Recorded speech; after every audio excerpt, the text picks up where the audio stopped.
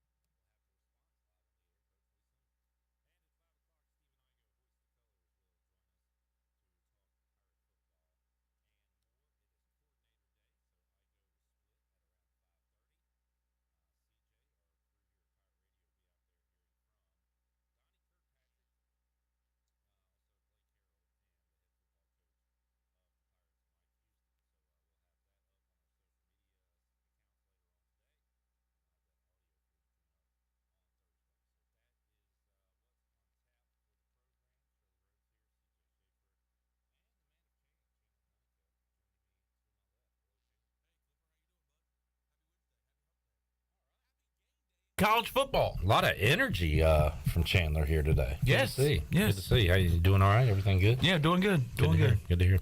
All right. CJ, throw a rundown on the board today. Let's see it. CJ wanted to do one more here today, and we're going to run it down. So the line opened up East Carolina and Tulane at Pick'em, straight up even. Yesterday, that line was sitting at Tulane -3. As I check it right now on my trusty phone, I see that the line of this game is 3.5. So the line is moving towards the green wave. Money is coming in on the wave big time. How do you feel about that? I kind of like it. I'd rather it be like that than the money going in on the Pirates. Okay. Explain. I kind of liked it at a pick'em the other day. I hate that it went away from a pick'em. Okay, yeah, it's gone way away from that. Yeah, I know. So now it jumped from pick'em to 3. Now it's at 3.5. Rightfully so. Tulane's coming off a big win out on the road at Houston. I mean, ECU's coming off a huge win where they showed a lot of fireworks in that win over South Florida. But, I mean, you look at Tulane and you look at the situation they were in last week. I mean, Pirates were in a situation. They were playing in Boca Raton when they were supposed to be playing in Tampa, Florida. But thanks to the hurricane, that changed the plans of things. But Tulane, without Michael Pratt to start the game, their backup quarterback goes down. Their third-string quarterback comes in and wins it in overtime to – I wonder what he's up to nowadays.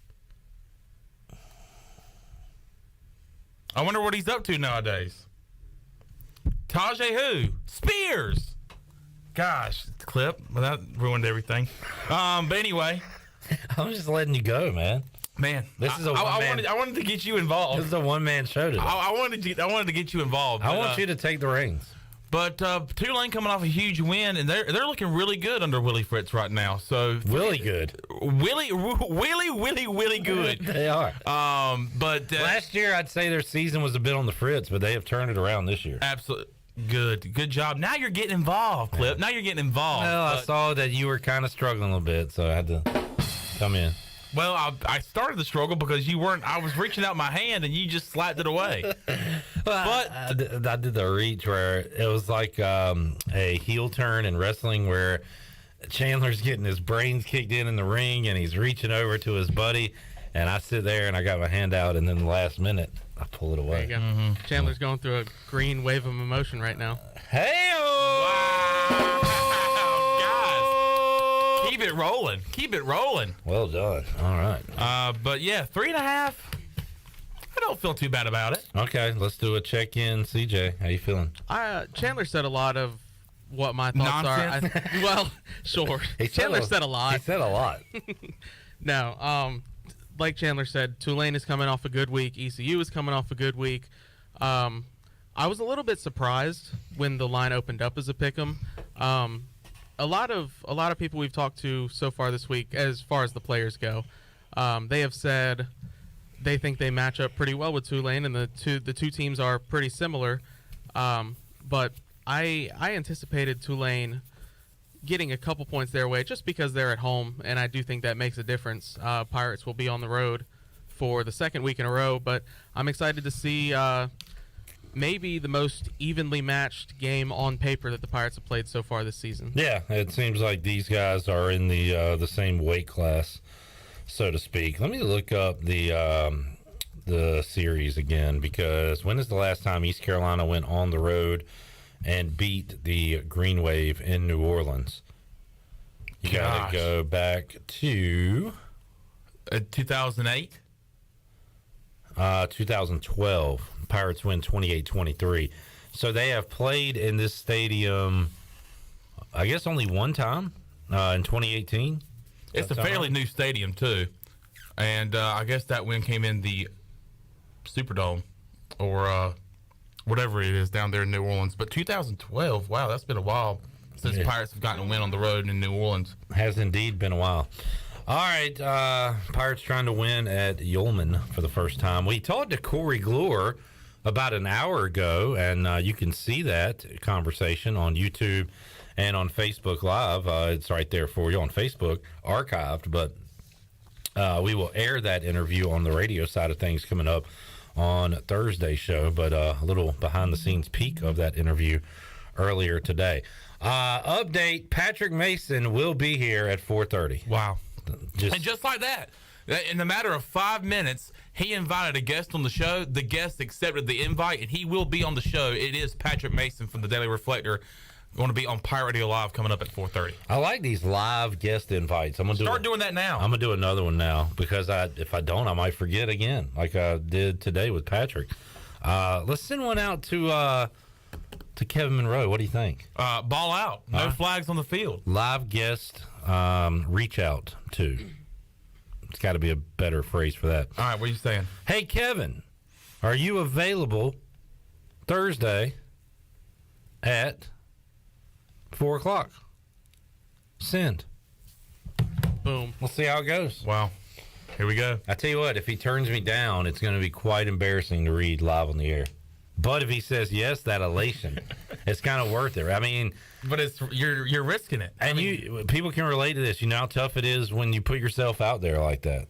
With a date, with a friend invite, And the cowards out there that would do this. Scared cowards. Yeah.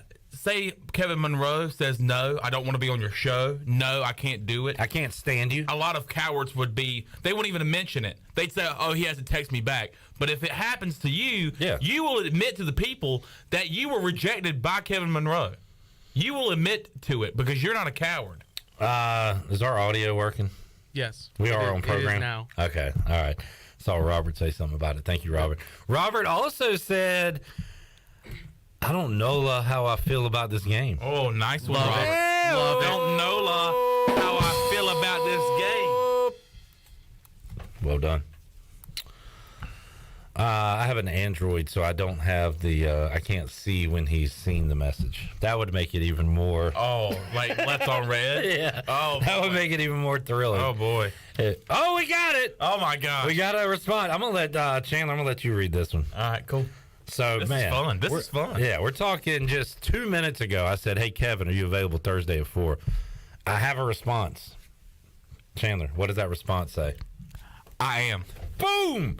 Lock him in. I am. Thursday, 4 o'clock, Pirate Radio Live. Kevin Monroe is on.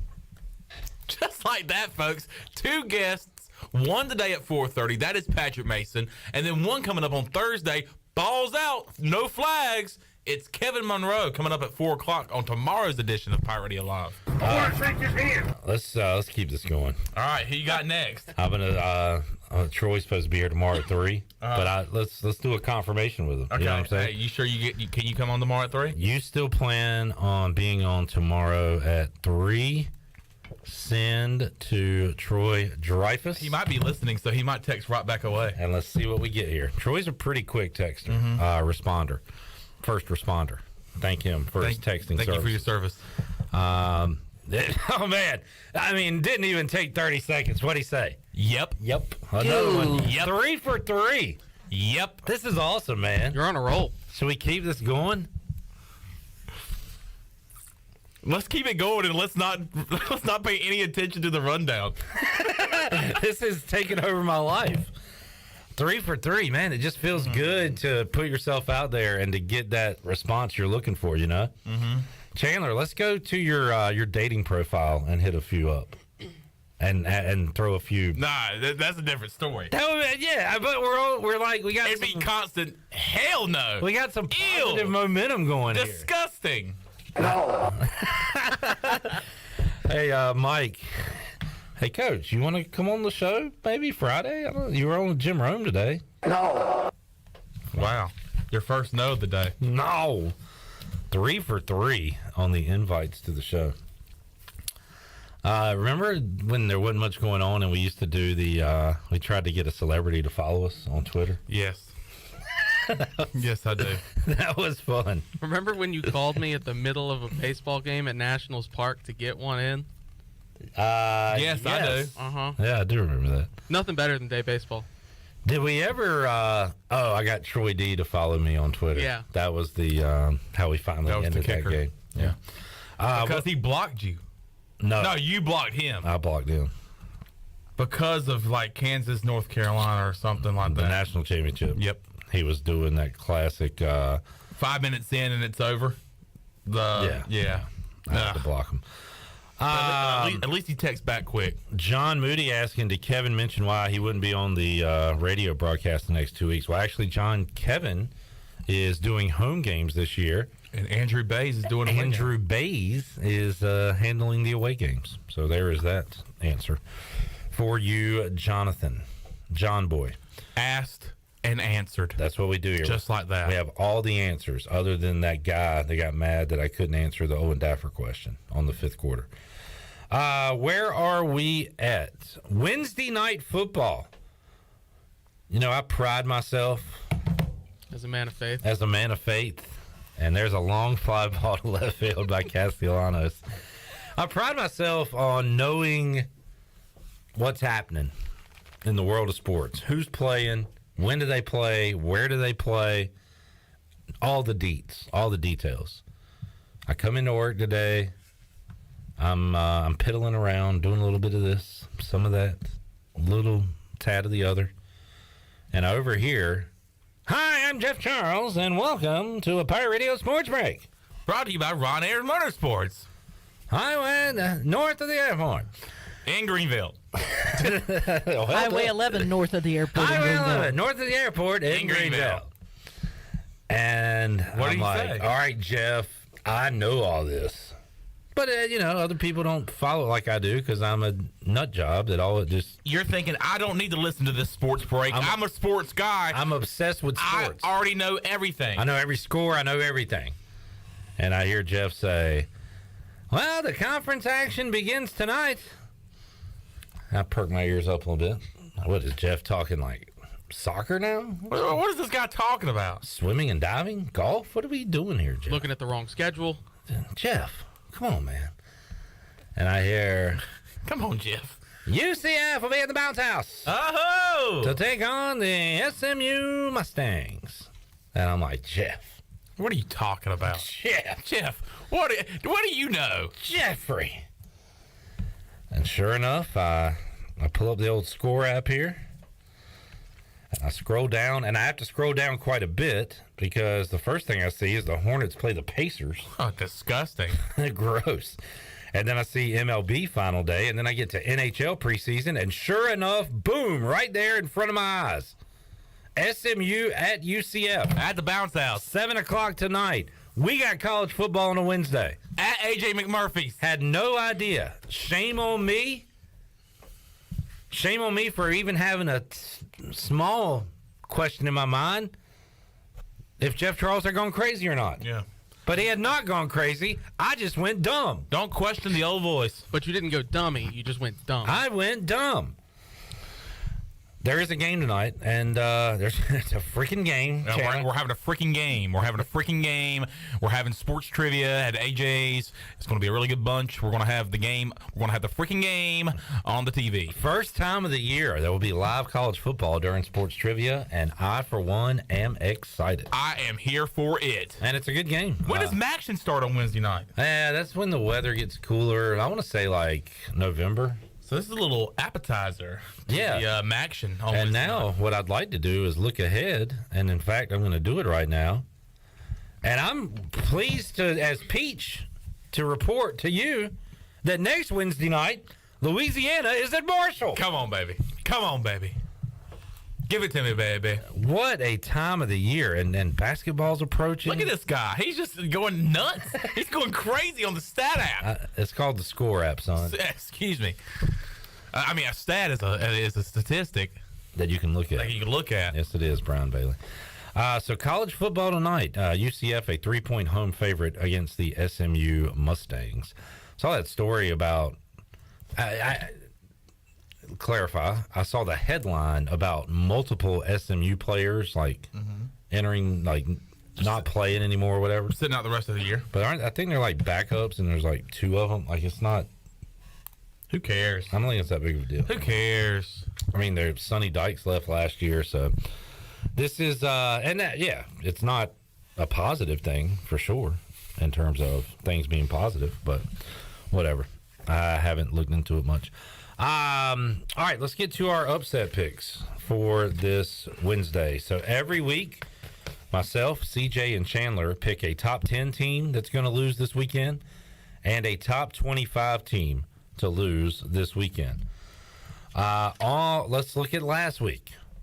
Let's take a look. I said that NC State would go down to Death Valley and lose to Clemson. You are correct, sir. Chalk it up. You are correct, sir. And I said, that's, I don't want to be a basic B. Sometimes I like to, give the boys a little playtime, a little free time. You know what I'm saying, Chandler? The boys? Yeah. The boys out and on the table? Are the boys going to be on the table today? Sometimes I like to put them out there. And I did. I said, you know what? I see a top 25 matchup. I see a home team favored by a touchdown. I don't want the points. I don't need the points. I got an outright upset happening in Tallahassee, Florida. Give me Wake Forest over Florida State. Put it on the board. 2-0 for me last week. So then we go over to Chandler.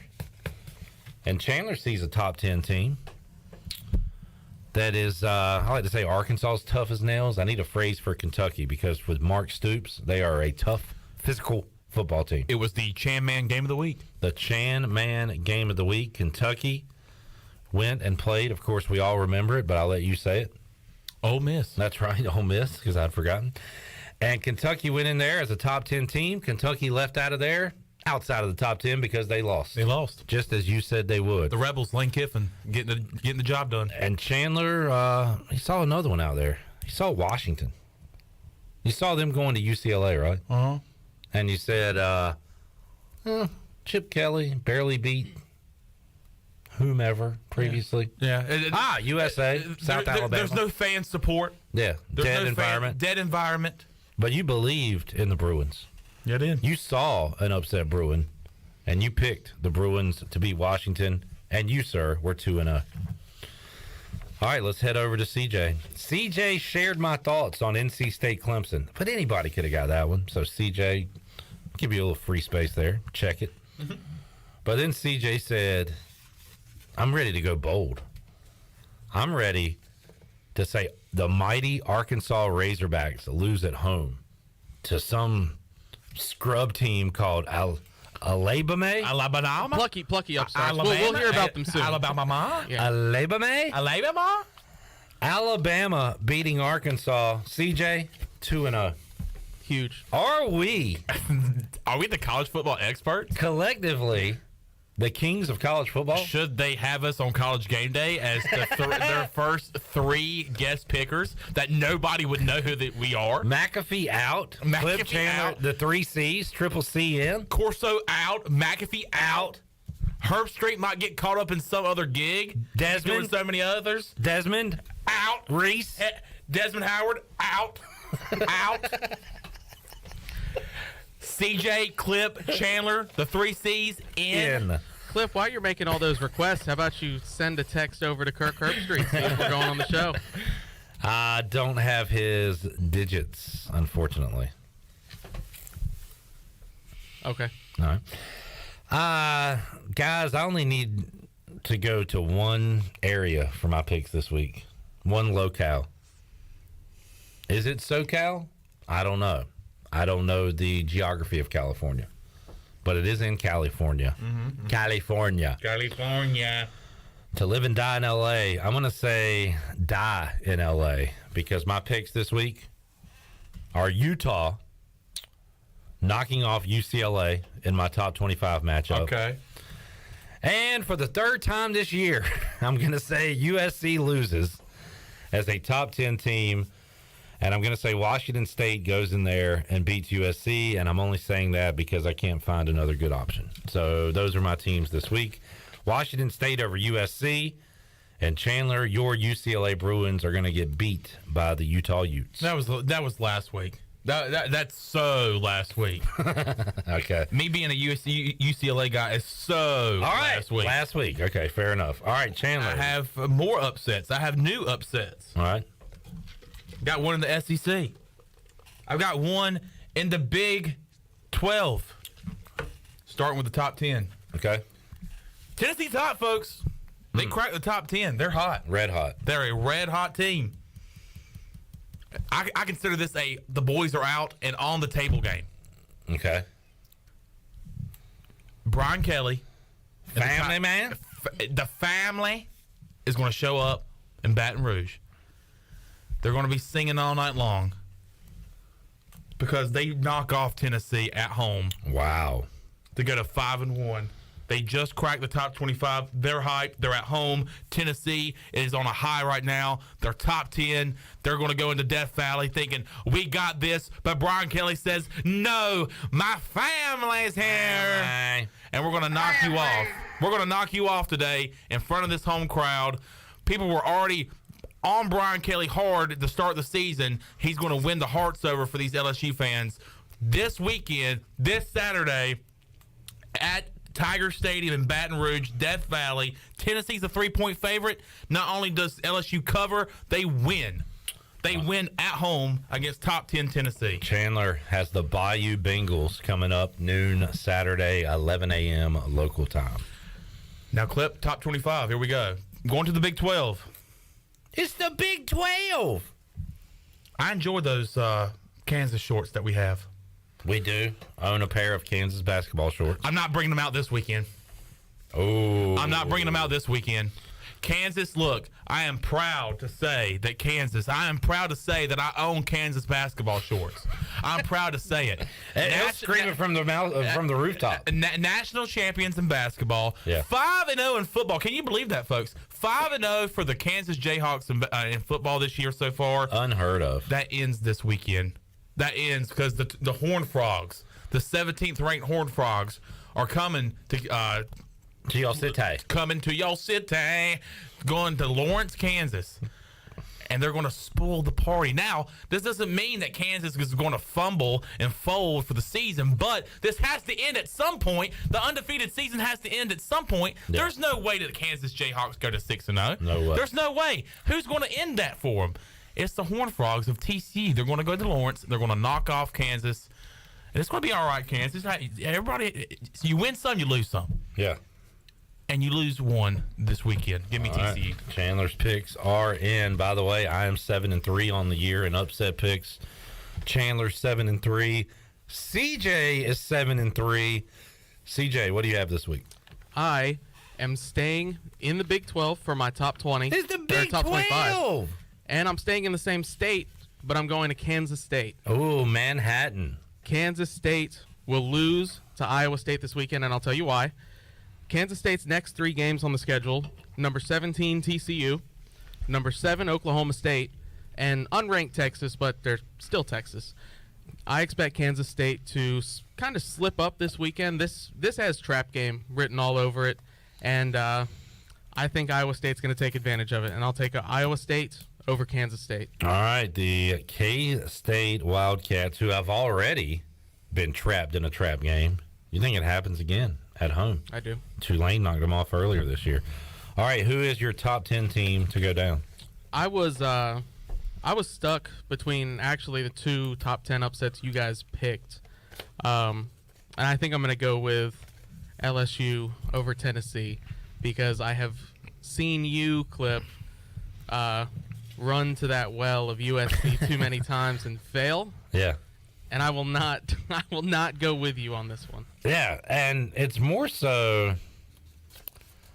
the matchups for one, and look, Oregon State had them on the ropes. I didn't feel bad about that pick at all. Fresno State hung with them for a little while, so I haven't been too far off. Part of it has just been scheduling, and so our other options this week, for example, Michigan against Indiana.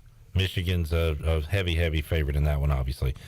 Georgia is a 30-point favorite against Auburn, coming off a snoozer against Missouri. I'm not going to pick Auburn to beat Georgia in that game.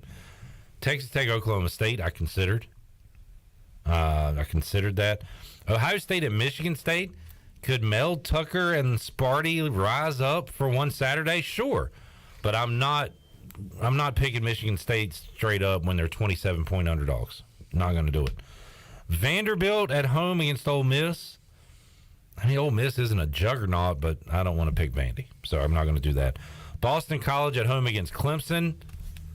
I've seen it before where they could hang around this game. Didn't feel comfortable there. Other options in the top 10. Texas A&M against Bama. No, not picking against Bama. So that's kind of where we are and why we have got the Tennessee, LSU, and USC and Washington State. So kind of just a matter of the options out there. You try to pick the best one, and that's where we are this But sometimes you're forced to kind of go down a beaten path. Sometimes you're forced to have to pick somebody, and maybe it works out. Maybe it works out. So I feel really good about this LSU pick, though, Clip. I'm really enjoying these picks so far this year. It's fun. It's a good way to kind of look through the top 10, top 25, and so far we have been successful with this year. All right, MLB Playoffs beginning on Friday. The wild card. Imagine rooting for a team played in a wild card game. Couldn't be me. Loser. Nobody in here is. Nope. Shirley's Red Sox aren't. CJ's Pirates aren't. Chandler's Nationals aren't. Nope. My Braves aren't. Losers play on Friday. Loserville. If your team plays Friday, you are a giant sucker. You are a loser. Loser. Braves will be playing next Tuesday and Wednesday night. How about next Wednesday night sports trivia? We got live college football. We got Major League Baseball playoffs. Dude. It's awesome. So the matchups on Friday, is everything set yet, or are there still stuff to play for? They're all set. Okay. Do we have times yet? There are no times. Okay. As of last night, there were no times. That'll probably come out tomorrow, maybe in late tonight once things are decided. So the matchups will be, off the top of my noggin here, Rays at Guardians in the AL, and also Mariners Blue Jays. That is going to be excitement. Excitement time. Some fireworks there. National League, the Met. I can't even say it. Say it. Are you trying to say the New York Mets? Met. The Mets. How do you say it? It's like this. Mets. You got it. New York. Mets. Mets. No, Mets. Mess. New York. They are a mess, but they are the New York Mets. Clip, can you say bets? Bets. Yes. Yeah. Now Not replace saying- the B Bets. with an M. Mets. Okay, we're getting there. We'll work on You're it. doing good, buddy. You're doing good. All right, let's try it one more time. All right. Mets. Bets. No. Mouse. They are a mess. We know that. They are a mess. The Mets play the Padres, and the Cardinals play a team I like to call the Oh, me Raining? too. Love to call them that. the Phillies. Oh. That's right. Mats. Man, it's just tough to say, you know. So those are the matchups. The Dodgers-Braves awaiting winners in those series, and the Astros-Yankees in the American League. Are y'all going to are you going to like pick a team to root for in the playoffs? Why not the Braves? Why not hop on the Braves? Because you're you're a Nationals fan. You're not allowed.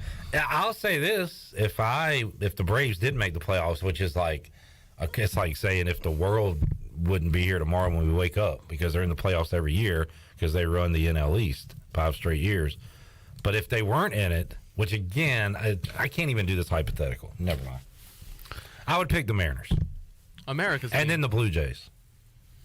That series winner is who I would ride. How about you guys? You know what? Mariners. I like Mariners. First time in 21 years that they have reached the postseason. Easy to root for. Yeah. And then you're going to hate this Clip, but on the NL side, you're going to hate this. The Cardinals. I got family in St. Louis. Family? And little do people know, before I was a Nats fan, when I was a wee little boy, my uncle who lives in St. Louis would send me posters and stuff with the schedule. And I actually had a Cardinals head cover when I was little. I was basically a St. Louis Cardinals fan. David Freese game, watched that with my uncle who was visiting around this time. Well, Chandler, you're a Nats fan. You're not a diehard Nats fan. If I were you with Alec Burleson on the roster right now, I would just switch my allegiance back. No, can't do it. All right, you're I'm that set. far. I'm Okay. set. Fine. But in outside, I'm riding with the Cardinals. Burley, Pujols, Yachty, Wainwright. All right, you know 4 players. Way to go. That's right. CJ, who are you riding with? It's got to be the Mariners. They're easily the most liked team. They've got a great story. I don't think. Am I wrong to say the Blue Jays are far behind that with their young, fun? Yeah, I guess you're right. Legacy players. Yeah. Vlad and Biggio and Bichette. Yeah, they're not far behind. I guess I won't say there's a big gap, but just with seeing the Mariners struggle for so long, there's a little bit better of a story to root for that way. All right, and final note here on the rundown. Can I try to say this? Yeah. Wembanyama. Wembanyama. How do you say it, CJ? I think it's Wembanyama. Wembanyama. Victor, do you know what that is, Chandler? Wembanyama. What is that? Is that like a wrestling thing? It's a new hotel chain. Victor Wembanyama is the freak that had his G League debut last night. 7'4". Oh God, I saw this guy. 7'4", Chandler. Has to duck through metal detector. 7 of 11 from 3. Holy cow! Didn't mean to go Mike Patrick there, but holy cow! 37 points, as you said, 7 from 11 for 3, 4 boards, 5 blocks. Teams are tanking. I hope the Hornets go 0-82, so I can get a Wembanyama jersey. I did see him post up on somebody, shake them out of their shoes, and then just a little simple fadeaway J. He plays like he's 6'4". Yeah, but he's 7. He's a whole nother foot. Yeah, he's poised like a veteran, but like you said, he just made his G League debut. Wow. The tanking this year for Victor will be generational. Generational tanking going on. Victor, and see, here's the thing. How long have you known about this guy? I've heard of his name for a couple of, maybe I've heard it in passing, but I have never. Like, when did you first hear of him? Maybe it's been less than a year. Yeah. So he's French. I believe from so. France. Yes. And he's playing in the G League. Had his debut last night, and he is the next big thing. But there's also somebody else that is like a number 2 guy. Who also played who the game I have last never night. heard of before. But apparently this duo here is going to be probably the biggest 1-2 punch in an NBA draft, maybe in time. Right. Is he doing what LaMelo did? Is he doing a G League year? That way he can become eligible for a draft year? I believe so, yes. So, yeah, a lot of people are going to be on him. And I'm with you, Clip. 0-82 for the Hornets this year. Let's go. 0-82 or bust. I mean, one single win. We're not taking a win this year. No for wins. the Bugs. No win. Did you guys see Steve? How you fat? Excuse me, sir. Yeah. You want to talk about Wembanyama, but you don't want to talk about Steve? How you fat? Do you want to talk about his stat line? How he did? Whose stat line? Steve, how you fat? I wish I'd have told you to write that on the rundown. So, first of all, for folks... That is a real name, by the way. Steve Ho You Fat. And it's not together. It is actually separated on the back of his jersey. Live streaming audience, bear with me. You will see this. Ho You Fat for 3. Why would they do that? Why would they do that?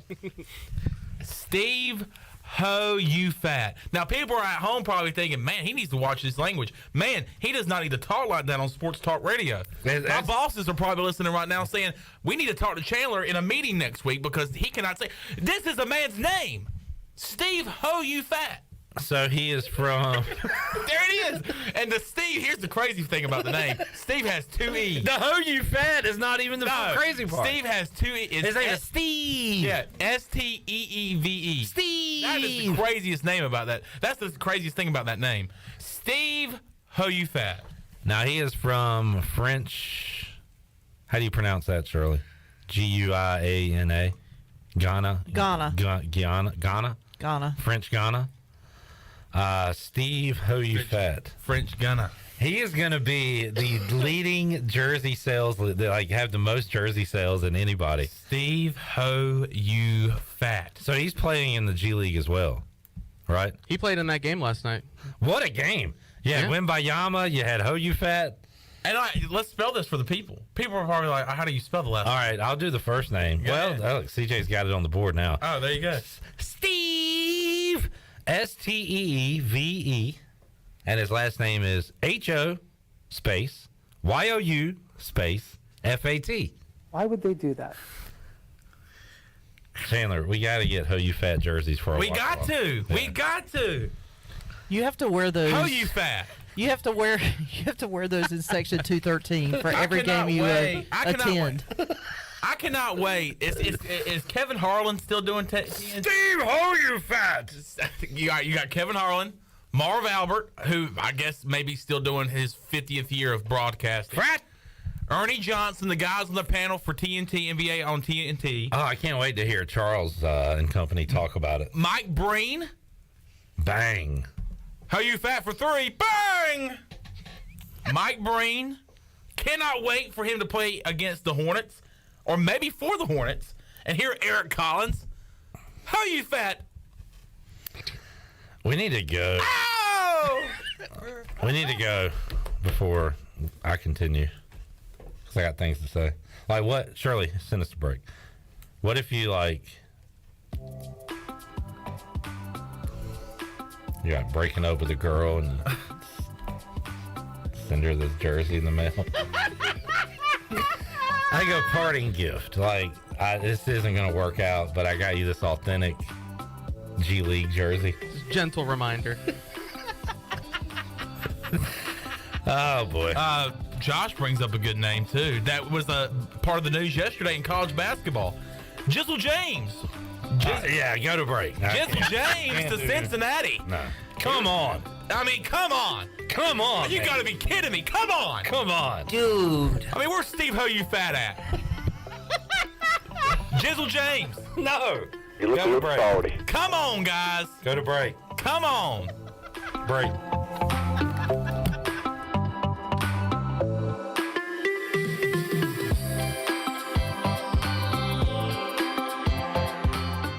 The Buccaneer Music Hall is your beacon of music in the land of pirates. The doors open at noon, 7 days a week. And the Buck has live music every night, along with football.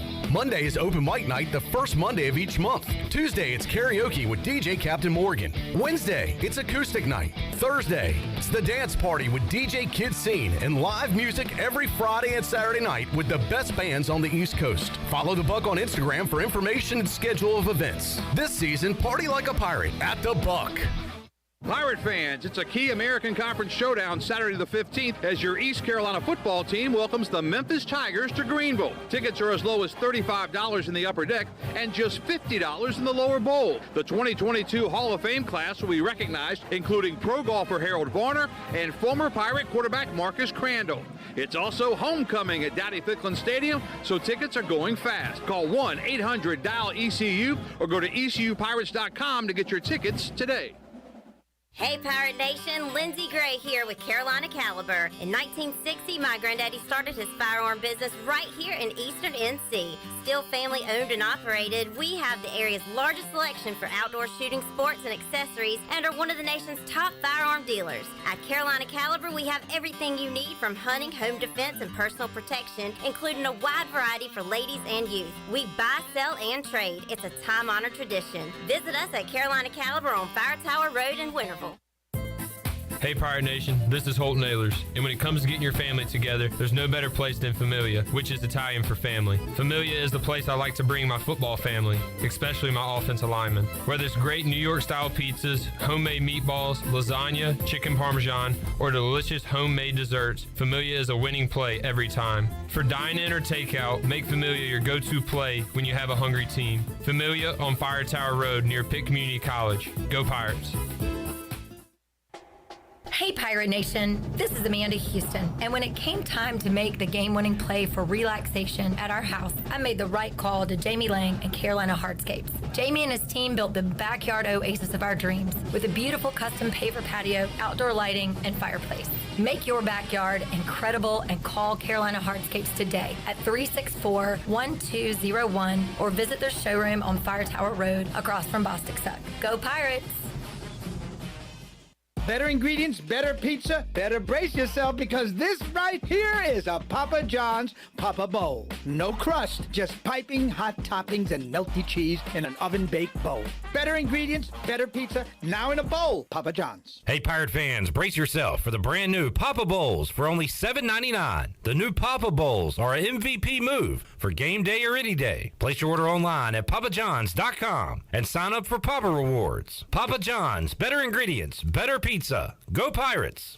Ahoy there, mateys! It's Captain Jack Spare of R&R Tire Express, your local tire and wheel shop in Greenville, offering affordable, easy payment options for easy ownership. Savvy? Our customers love our treasure of tires and wheels, easy payment options, and customer care package too. To learn more about R&R, stop by 3920 US 264 or rnrtires.com.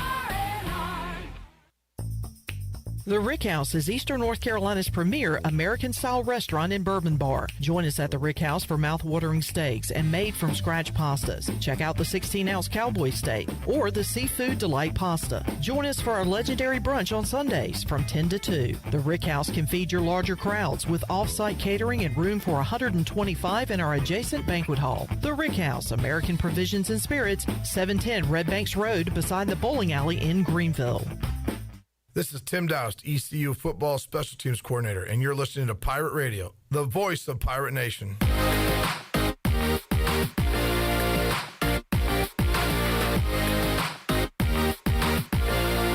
You're listening to Hour 1 of Pirate Radio Live. This hour is brought to you by Country Mart. Country Mart is open every day and has 2 locations, in Bethel on Highway 11 and in Stokes on Highway 903. Country Mart, fueling you up with great food and your engines with great gasoline. Now, back to the show. Welcome back. Hemp Garden is your premium CBD retailer in Eastern North Carolina. Find yourself having anxiety or in need of extra sleep support? Well, Hemp Garden has a variety of Delta 8 and Delta 9 products that can assist with those issues. If you are unable to stop by the store, don't worry. Give them a call today at 413-6100 for a consultation, and they'll ship right to your door. Hemp Garden, located at 3040 South Evans Street in the Target Shopping Center in Greenville. Now let's head back into PRL. Here's Clip. Back with you, Pirate Radio Live here on a Wednesday. Let's head out to the Pit Electric Live line now and visit with the voice, Jeff Charles, on this Wednesday. He joins us today on Pirate Radio Live. Jeff, how you doing today? Clip, I'm doing great, and Aaron Judge did it, didn't he? We've been talking about this all summer long when it looked like he was on pace to have a record year, and by golly, he got it. And I'm glad, Clip, that it didn't come down to the last game of the year today because think of the pressure that would have been on him. So he did it last night, and good for Aaron Judge, home run number 62. Pressure off of him so he can relax in the final Major League regular season baseball day. Pressure off the Braves as well, Jeff, as they clinched the NL East last night with their win over the Marlins, and they got there because they were able to sweep the Mets over the weekend. So Atlanta riding into the postseason, and that is a huge advantage if you look in the East, because now the Mets will not only have to get through the Padres, but if they get through them, have to take on the big bad Dodgers, and that's something both the Mets and the Braves wanted to avoid as long as possible. So that's the setup over in the NL, getting ready for some MLB playoffs coming up this Friday, Jeff. Yeah, Friday, the wild card games, Clip. I think the series I'm really going to look forward to watching is the Guardians and the Rays. I think that's got a chance to be a really good series. I follow the Guardians quite a bit in the summer. I'm a big Jose Ramirez fan, and also like what Francona does with his ball clubs year in and year out. And as we all know, Tampa Bay is always a lot better than what people think they are. So I think that shapes up as really a fun series to watch. I liked your inside the booth on Jose Ramirez. And, Jeff, I want to give you credit and give myself a slight. Usually when I hear your sports breaks, I'm pretty in tune with what's going on in sports, and I know all the scores before you read them here on Pirate Radio. But you did notify me of something today during your sports break, and I was unaware of. We got some football tonight, and you announced it during your sports break that plays here throughout the day on Pirate Radio. UCF and SMU. I was unaware of this, Jeff, so you got me excited earlier today when I heard that. We got a little football on.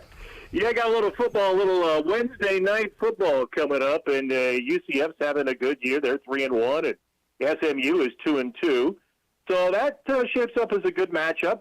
Two of the better teams in the league will battle tonight in Orlando, and then there's another game too on Friday night, Clip. I don't know if you're aware of that as well, but the AAC has another game coming up on Friday night. So here we are, Wednesdays, Fridays, Saturdays, and of course, I know we'll talk about the Pirates in Tulane on Saturday, but there's some good matchups this week in the league. Yeah, and once the weather gets a little cooler, we'll have those MACtion matchups, Jeff, in the MAC on Tuesday and Wednesday nights, and you spend a lot of time in that area during the summer, and it's become a thing, at least in the college football world. People, and maybe it's gamblers, but also hardcore college football fans really enjoy the midweek MAC, and I guess that's their way, Jeff, to kind of get in the spotlight. They're going to miss out on it on most Saturdays during a college football day, but they've kind of, I guess, carved out their own niche with the midweek football.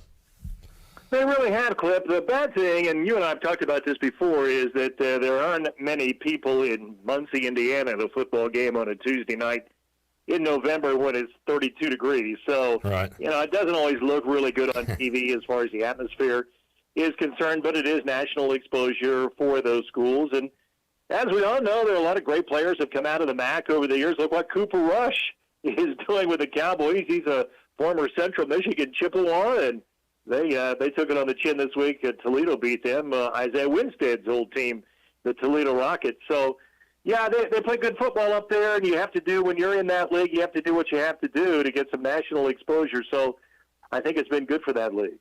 Jeff Charles joining us. The voice will be on the call this Saturday. Huge game. East Carolina taking on Tulane. Before we get there, Jeff, a lot of news, good and bad, coming out of the East Carolina victory over South Florida. And we'll start with the good. Holton Ahlers, AAC Player of the Week. C.J. Johnson, 4 touchdowns. Jeff, you saw an offensive explosion in that first half against South Florida. One of the best offensive first halves we've seen in a long time.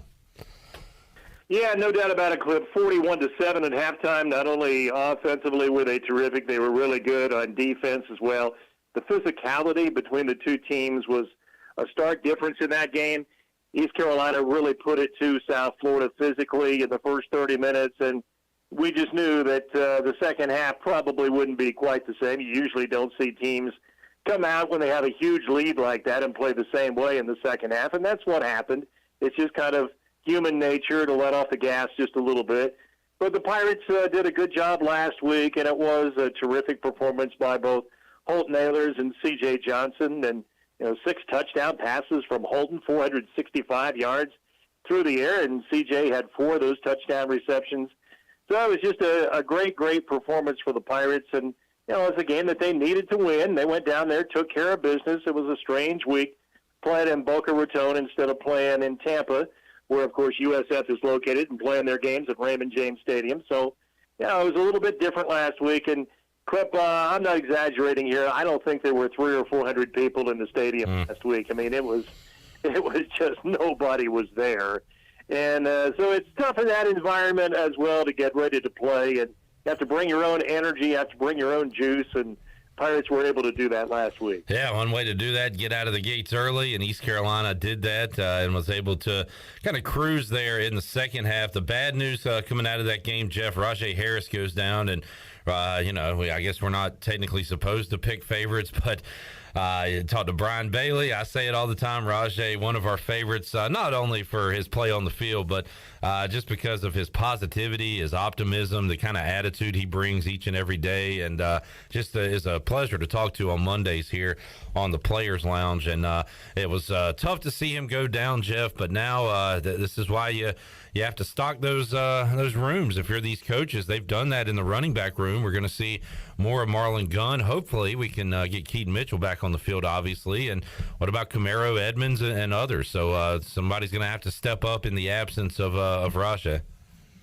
No doubt about that, and I just echo what you said, too, Clip, about Rajay. He's just a terrific young guy, and I feel so badly for him. He's got a long road to hoe now to come back. We forget about these guys, once they get injured, but they're just like everybody else. They go through painful surgeries, and then if you're a football player, an athlete, you've got to go through all of that rehab, which is really difficult.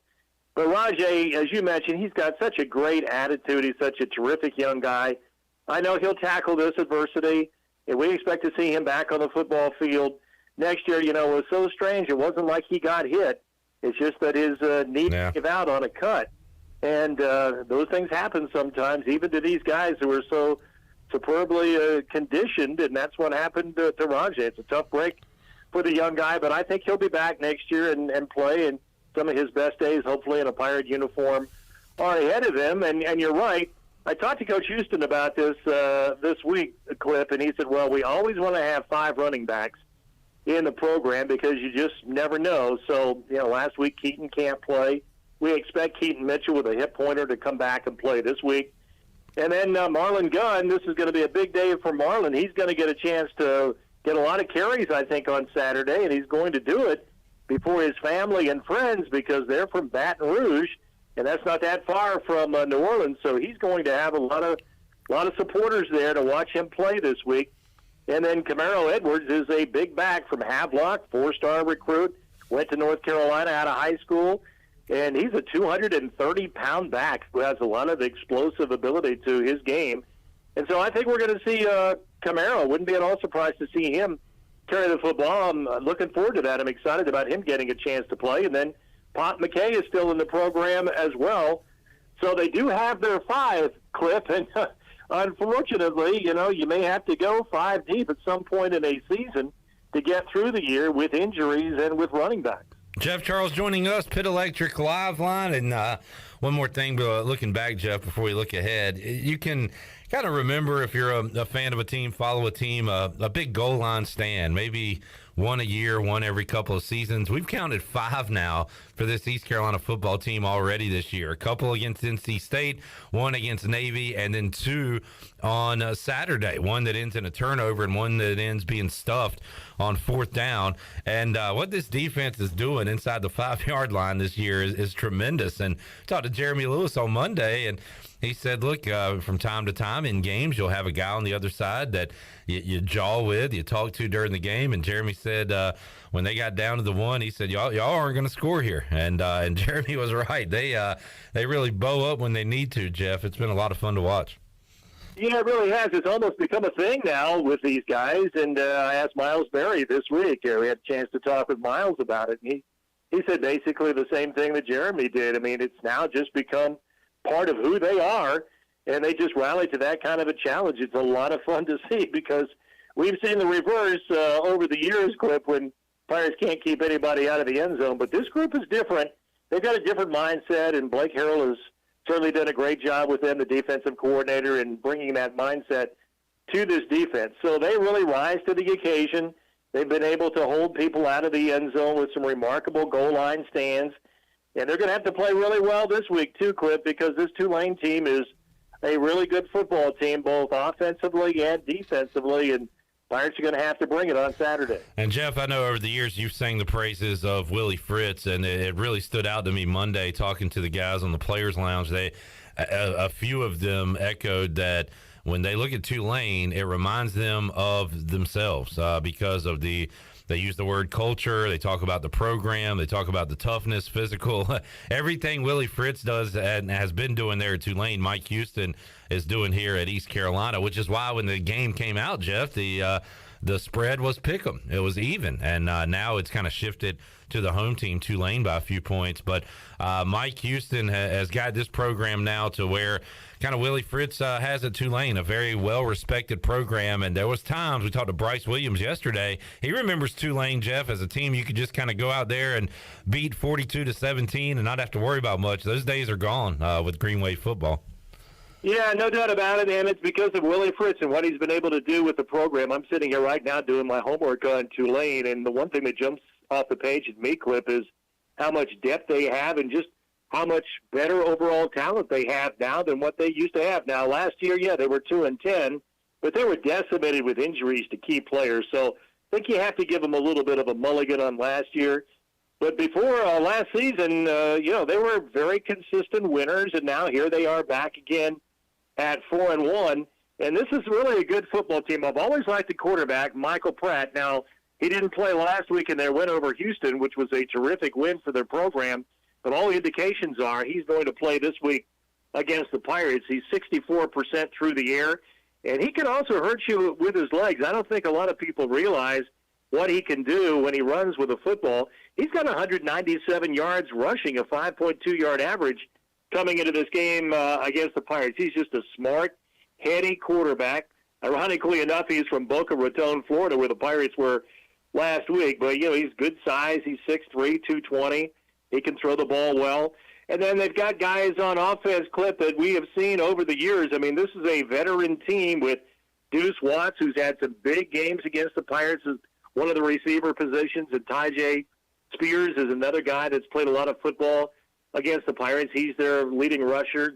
He's getting 4.2 yards per carry. So they've got a lot of players back that we have seen before.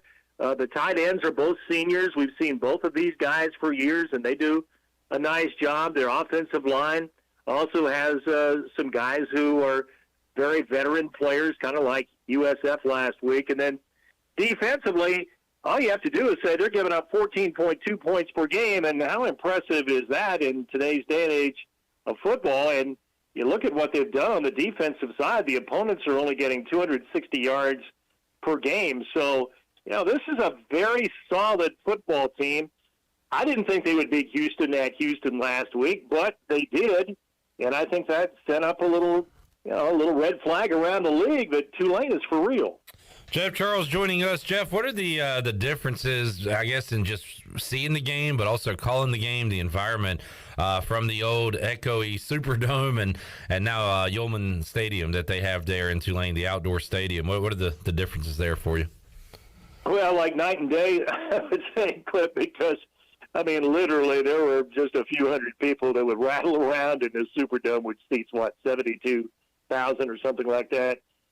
There was zero environment in there, and people didn't even know the game was going on. I've mentioned this before. I don't know if I've ever said this on the league or not, on the air or not, but I remember, Clip, one time we were down there for a game a few years ago, and this is kind of before Uber, so we were taking cabs, over to the stadium before the buses would leave because we have to get there earlier. And I remember getting in to a cab to go to a game at the Superdome in which Tulane was playing in, and we told the driver that the game was over at the Superdome. And at the same time, New Orleans is a big convention town, and there was a huge jewelry convention in town. The place was like packed downtown. The taxi driver said, "I apologize for all of the traffic here in the downtown area." He says, "I know when we get over by the Superdome, we won't have any traffic to deal with." So that's kind of the way it was for Tulane football back in the day at the Superdome. And this stadium is nice. It's small. It's very compact, but it's exactly what Tulane football needs. It's right there on the campus. It's very close to the baseball facility, and it's a perfect size for them. And now they can get their students to walk over to games, and people can get there a lot easier than they could, going downtown. So it's been a big, big shot in the arm for their program. And, last time we were there, they had a pretty good crowd. So I would expect around 20,000 or so for the game, and you put 20,000 in the stadium that seats, upwards of 20, around 30,000. That's a pretty good environment. Jeff Charles joining us. He'll be on the call coming up Saturday when East Carolina takes on the Tulane Green Wave. Jeff, we'll wrap it up here with you. You are well-versed in your sports knowledge and what you follow and what you're keeping up with. Are you familiar yet with the name Victor Wembanyama? Do you know who I'm talking about? I don't know any Wembanyama. How about a 7'5" center, French basketball star? He made his G League debut tonight. He'll be draft eligible next year. He's 7'5". He went 7 of 11 from 3. He can handle the ball, and teams across the NBA are going to be tanking to try to get his services. I watched some of his highlights, Jeff. You'll get to know him soon because you don't see a lot of 7'5" guys that are out there beyond the perimeter doing crossovers and shooting threes. It is very weird to watch, but you'll know him soon, I think. Oh, I'm sure. I'm surprised I've not heard of him, but I'm looking forward to watching him play now, Cliff. And as we talk a little basketball here at the end of our visit, I picked up my Lindy's college basketball edition yesterday. As we talk about Tulane, they had Tulane picked second in the American Athletic Conference this year, just behind Houston. And as we all know, Houston is a national power, and they got a chance to go to the Final Four again. But they had Tulane picked ahead of Memphis and Cincinnati and some of the other strong teams in the American year in and year out. And so things are good at Tulane. Yeah. Now football's 4-1, playing well, and they're expected to have a big-time basketball year. They've got everybody back, and Ron Hunter is a great coach. I've always been a Ron Hunter fan and a Ray McCallum fan. Ray's his top assistant who's been a head coach in college basketball a number of different places. And they've got the Jalen and Jalen show back again this year, Jalen Forbes and Jalen Cook. And, they can line up and play against anybody. So times are good right now at Tulane for football and basketball. I'm a huge Ron Hunter fan, Jeff, and coaching, right? I mean, you look at Tulane athletics, and you don't really get too nervous over the years, but Willie Fritz, Ron Hunter, you put the right guys in place, they can make things happen, and you talk about them having guys back, continuity, maybe a big reason for that, Jeff. Memphis is going to go out, and they're going to lose players. They're going to get in a lot of good players. But if you can somehow in 2022 get some stability with your roster, it could lead to big things. And that might be an issue year one of Mike Schwartz as he tries to piece everything together. But I'm with you. I've always been a Ron Hunter fan. And I hate when they beat the Pirates like they did at home. We were able to get them here at Minji's last year. But when they're not playing the Pirates, I root for Ron Hunter. Yeah, me too, Clip.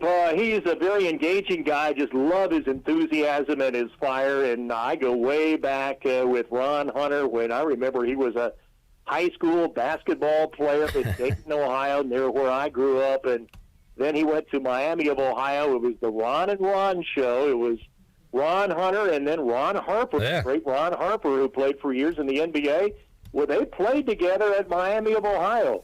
And they played against Ray McCallum, his top assistant when Ray was at Ball State. I was talking with Ray about that last year, and he said, I had a better record against Ron when I was at Ball State, and he was at Miami of Ohio, even though Miami of Ohio had Ron Harper. So those guys go back a long way. It seems like basketball coaches and players, there's always some common thread somewhere. And you're right, Clip.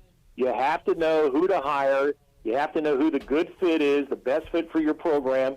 And you've got to go out and get that guy, and I give Tulane a lot of credit. They've hired two outstanding coaches, and now here they are and playing very well on both football and basketball. Good nugget from Jeff Charles as we wrap it up here on this Wednesday. Jeff, we'll check in with you during the Bud Light pregame tailgate on Saturday, so look forward to talking with you before the game. Sounds great. Thanks a lot, Cliff. Always enjoy it. The voice, Jeff Charles, joining us on a Wednesday edition of Pirate Radio Live. Let's take a break. We'll come back. Coming up, hour two, we got the big man on campus, Jeff Nadu from Barstool Sports. We'll talk to him. Also, Patrick Mason from the Daily Reflector. A lot of football talk on tap here, hour two of PRL. We'll be back with you after this.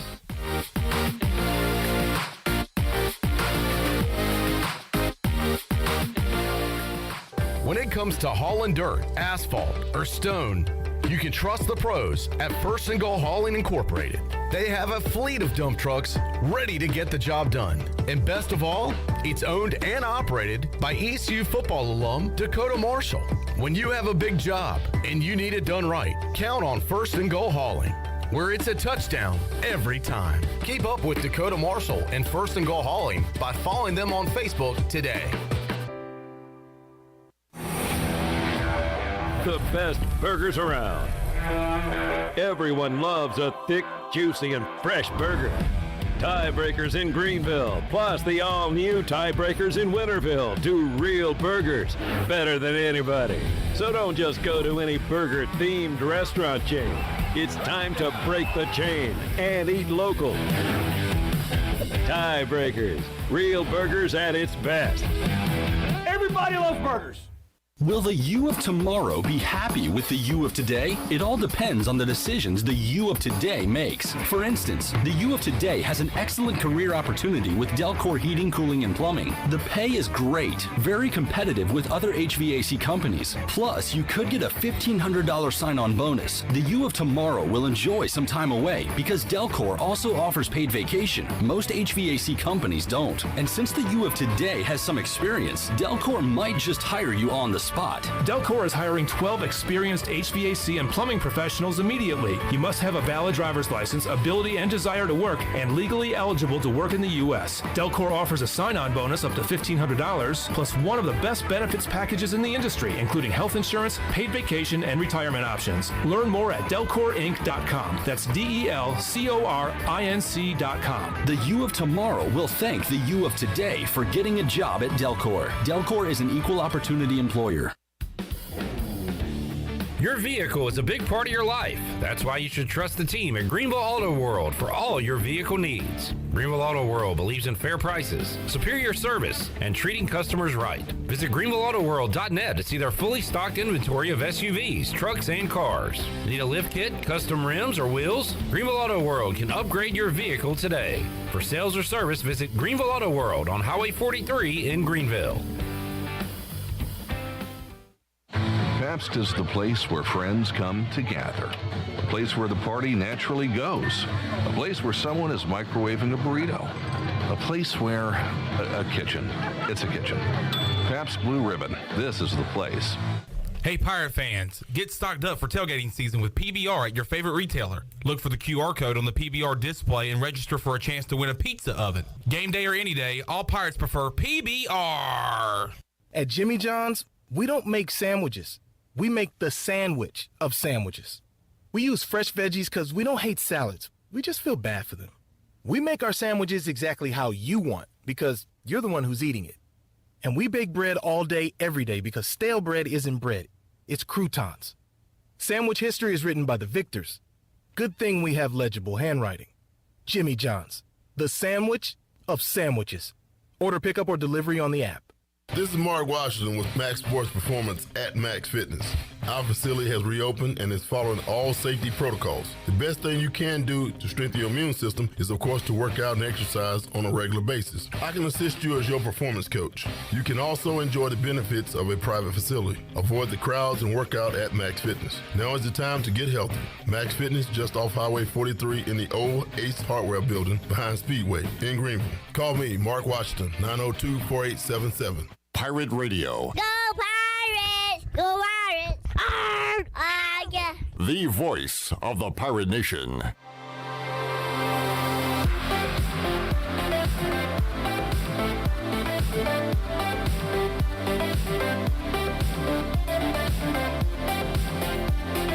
You're listening to Hour 2 of Pirate Radio Live. This hour brought to you by Washington Chrysler Dodge Jeep Ram. Drive a little and save a lot with a short trip to Washington Chrysler Dodge Jeep Ram on Highway 264 in Washington at WashingtonChryslerDodgeJeepRam.com. Now, back to the show. Welcome back. The best place in Greenville to unwind after work and have fun is AJ McMurphy's. AJ's has daily food and drink specials and an awesome patio, perfect for some outdoor dining. There's something for everyone every weeknight, including sports trivia with our very own Clip Brock on Wednesday nights. AJ says live music every Friday and Saturday with no cover, and brunch every Sunday. Make today an AJ's day. Now let's head back into PRL. Here's Clip. All righty. Thank you, Shirley Rhodes. Chandler Honeycutt here on a Wednesday. Sports trivia tonight, 8 o'clock. Questions are set. We're ready to go, so come out and watch some college football with us. UCF taking on SMU tonight, so we'll preview that one and more with the big man on campus, Jeff Nadu from Barstool Sports, right now as he joins us on the Pit Electric Live Line. Big man, how you doing on this Wednesday? What's up, Clip? How are you? Hey, man, doing great. Excited for some college football tonight, and we'll start with East Carolina. Glad the Pirates could get another win for you on Saturday. You talked me into riding with them, minus the points as well. An offensive explosion in the first half, kind of a little lackadaisical second half, but got the job done. How about this week, Jeff? The line opens up with Tulane at a pick'em. It quickly shifts to Tulane's side And last time I looked, had gone from 3 to 3.5. So it looks like some people are back in the green wave. That number's going the wrong way. If you're an East Carolina fan, what do you think about ECU Tulane coming up Saturday? Won't be a game that I bet on, Clip. I'm kind of scared off with Tulane right now. I think they're actually pretty good, which I was kind of quick to not understand last week. And right now with ECU, a lot of injuries. Keith Mitchell, obviously Harris. They have some injuries right now in the backfield, which anytime you back a team, you want the full complement there. I'm not going to say that I don't like ECU. But this is always a tough trip down to New Orleans. You're coming off a game where I thought, as you said, very good point. They're very lackadaisical in the second half.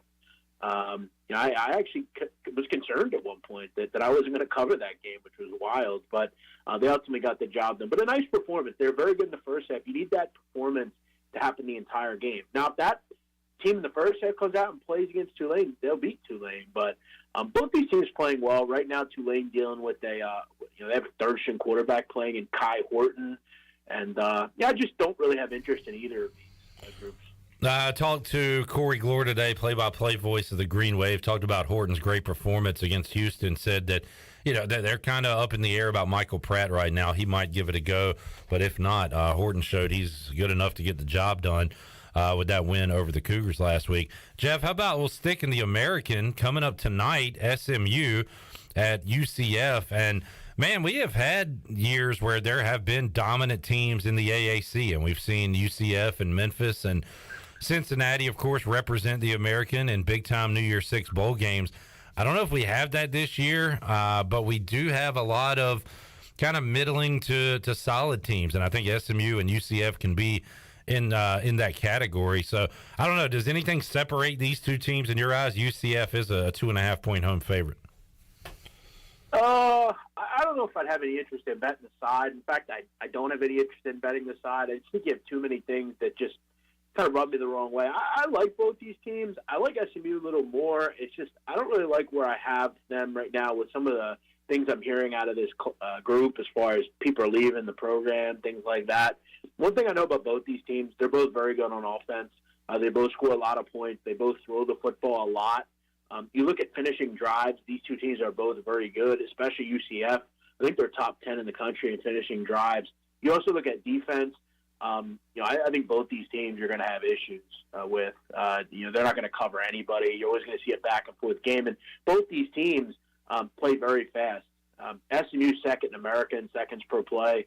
UCF's 24th. You're going to see a lot of quick scores, quick offense.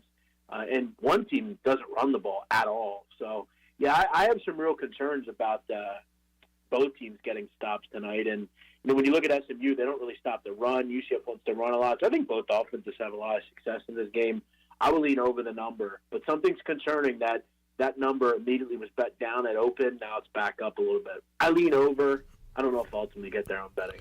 Jeff Nadu, Barstool Sports, big man on betting, 4 o'clock on Thursdays. You can watch it live on YouTube. You can watch the archive version before your Saturday football fest. So that's coming up on Thursday. Jeff, I'd like to ask you about in-state teams, a game going on in the state of North Carolina Saturday night, primetime, about an hour and change down the road. NC State hosting Florida State. Both teams coming off a loss. You liked Clemson last week. I really liked Wake Forest to go and at least challenge Florida State. Had them plus the points. They went outright in Tallahassee last week. So who bounces back stronger this week? Florida State at NC State. Line is only Wolfpack 3.5, total at 50.5. What do you think about these two teams right now? Well, listen, I like both of them. I thought it was a good spot last week for Clemson, and they were able to come out and get the job done. But I don't think NC State's far off. I think NC State's right there in that conference. I don't think they're ultimately better than Clemson, but they're not far off. Florida State, I still think, is kind of a work in progress. Obviously, I think they're better than years past, but I still worry a little bit about that defense. Whether Travis can kind of stay healthy, and he's struggled at consistency in his career. So I would kind of lean on NC State to probably bounce back here. I think they have a better defense. I think they have a better quarterback, and they're just a better overall team. And I feel like they're a team that I figure will bounce back. Look, you don't play you play Clemson, and it just kind of is what it is. They're a very good team. I think they can win the whole thing this year. So I don't look at that as just a terrible loss or anything. It's not easy to go there and play. I like NC State to bounce back here. Jeff, how about a little Pac-12? They fight for kind of airtime and attention out there on the West Coast, and for them to get that attention, they're going to need good teams, undefeated teams in November and December. So right now you've got USC in the top 10. They are a 13-point favorite against Washington State. Man, Utah blew that one against Florida, had the ball late, chance to tie, chance to win, threw an interception.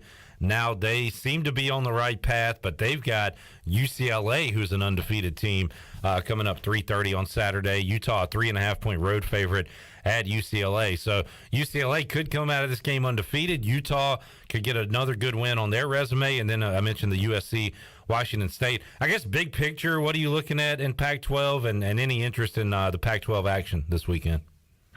Yeah, another huge spot for Chip Kelly and the Bruins this week. I mean, they got no respect last week. Ended up kind of controlling an easy win against Washington. Now you're in again another very similar spot for UCLA. You're 3-point dogs at home, and for whatever reason, no one seemingly believes in UCLA. When I look at UCLA and what they do, I just feel like they're built to last. They have a good group on offense. They've got this kind of veteran-led guy, and Dorian Thompson-Robinson. You look at his quotes coming out this week. He says Clip has a immense desire to beat Utah. You get these kids that for 3-4 years lose to the same team. Yeah. It all comes to a head. You're right. Utah's really good. I like their quarterback, but this is a tough place. This is a tough thing to do. Go and play on the road. And I know that's not a great atmosphere there, but you'd much rather have this game at home if you're Utah. I think UCLA is a dangerous team. I think they're really solid. And if you're going to give me them as a home dog again, I'd probably have some interest. Now, when it comes to USC, that's a tough game, right? I mean, you have a game on deck, USC against Utah. You're laying 2 touchdowns here. I would probably just lean on the fact that USC continues to score the football. I don't really like Washington State on defense. I don't really like Lincoln Riley laying double digits either. I feel like they're good for probably 40. This is probably a higher scoring game. But I would kind of monitor this. And maybe if you get some over 14, taking a shot with Wazoo here, this is a kind of a real look-ahead spot if you're USC. I had those exact feelings last Saturday night, Jeff, and looked at while the game was going on, saw USC team total 41.5 and went over. They got 42 there about midway, late in the fourth, and counted the blessings. So maybe I don't know, those team totals. Do you get involved with a lot of team totals in college football? Yeah, I do. I mean, I kind of identify teams that I like. Wake, South Alabama, UCLA is a good one. Teams like that are going to put points on the board. They're good in the red zone. Yeah, I think tonight, any of those teams you play, I think you have a good choice, good shout there. I mean, UCF's a very good team at finishing drives. You want to find the teams that score touchdowns. They play quick. They're going to run it up. They throw a lot. This is a perfect game tonight for them. All right, this is what Big Man does. I throw out a matchup. He knows at least a little bit and sometimes a lot about every team. So now I'll ask Jeff, what games and teams are you focusing on this week 6 of college football? Yeah, it's one of those cards that I think you kind of search a little bit and find something that I think you'll like. I think another similar spot to UCLA this week is LSU. Tennessee, I like. I don't love their defense, kind of like Washington. Now you're heading on the road, taking on a team at LSU who is quietly a top 25 team.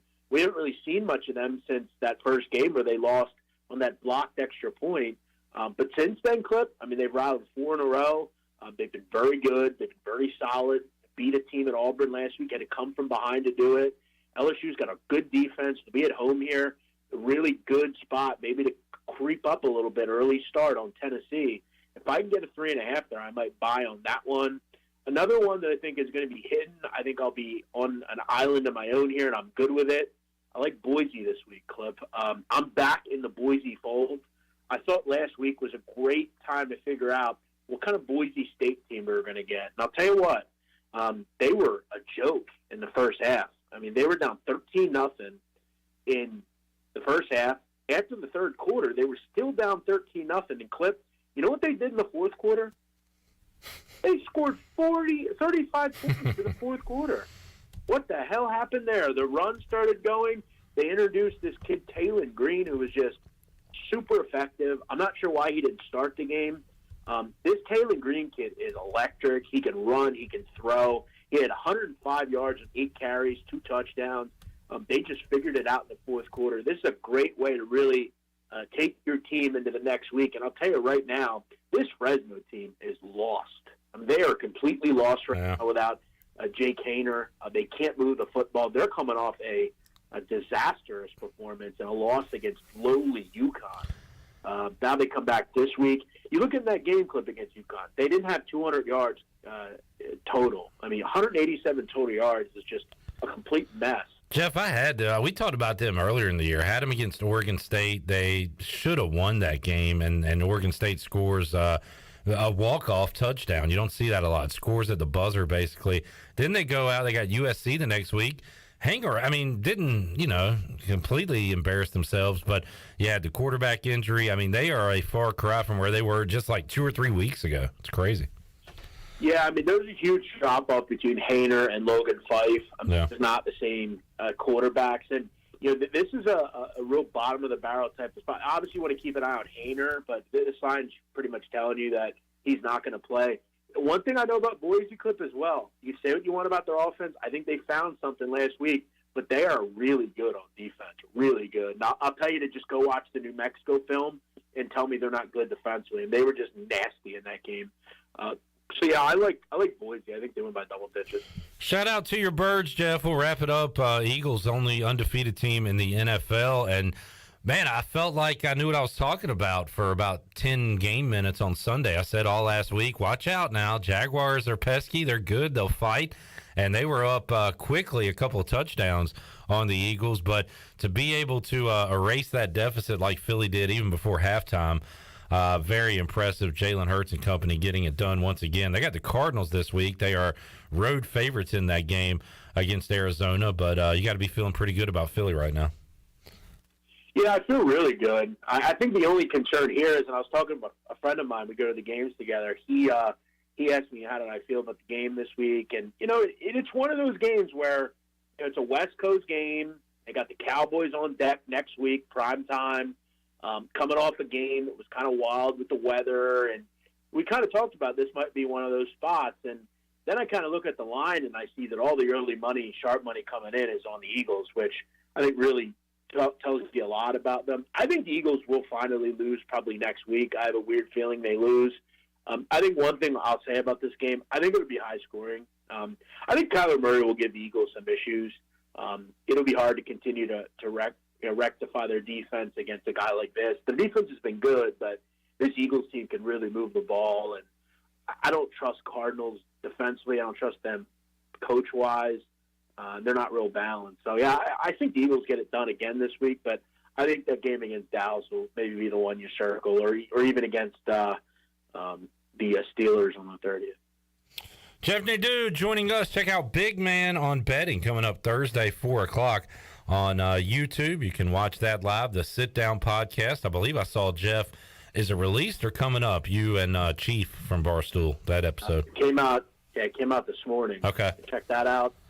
I got some real crazy episodes of that show coming up. I'm actually going up to New York next week to record with Large. We've got Large is a twisted individual, if you will, and we have a really disturbing human being we're going to talk about next week. So, yeah, it's that's kind of a nice little switch it up clip, if you will. I just watch football and basketball. It's nice to have that. But, yeah, continue to hammer out content and do what I do. Awesome stuff, Big Man. Thanks for giving us a few minutes of your time. We'll see if we can track you down Saturday during the Bud Light pregame tailgate and talk more football with you. Sounds good. Thank you, Clip. All right, there he is, Big Man on Campus. Jeff Nadu joining us, Barstool Sports Today, here on Pirate Radio Live. Patrick Mason got the invite about an hour ago. And, man, I look over to my left, and he is sitting in the green room enjoying all of the refreshments we offer in the Pirate Radio green room. Clip, I have a trivia question for you. Can you get that you. man some popcorn, Chandler? No. Sure can. I'm just kidding. What you got, Shirley? I love trivia questions. On this day, 16 years ago, All right, so that would put us at 2006. this Major League Baseball team hit 5 home runs to beat the San Diego Padres in the bottom of the 9th inning. Do you have any names of players that maybe could help me out? Yes, Jeff Kent. I would say the Giants. Incorrect. Jeff Kent. Where did he go after San Francisco? I'll give you another name of a player Okay. on that team. All right. Kenny Lofton. 2006? Yes. Kenny Lofton played for every team. Indians, Garcia Braves, Parra. Red Sox. Incorrect. Oh, no, Dodgers. It would be Gotta the Dodgers. All right. What a collection of players playing on random-ass teams. That's a great question, though, Shirley. Well done. The better question, I could... That gives me a trivia. Now, I don't know how I would research this, but to say Jeff Kent, Kenny Lofton, and Nomar played on this team together, name that team. Like, that would be a good trivia question. Would be. Because those are all very late in their careers, especially for Lofton and Jeff Kent.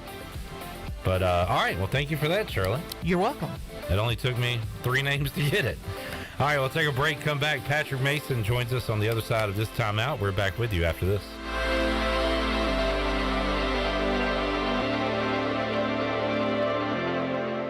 So, how does short points work? Well, at Jersey Mike's, 6 regular number 13s plus 3 giant number 7s equals a free regular number 13. So, Pepsi and Lay's now earn more points towards free subs. That adds up. Exactly. Download the Jersey Mike's app and earn rewards towards free subs with every sub, Pepsi, and Lay's you purchase.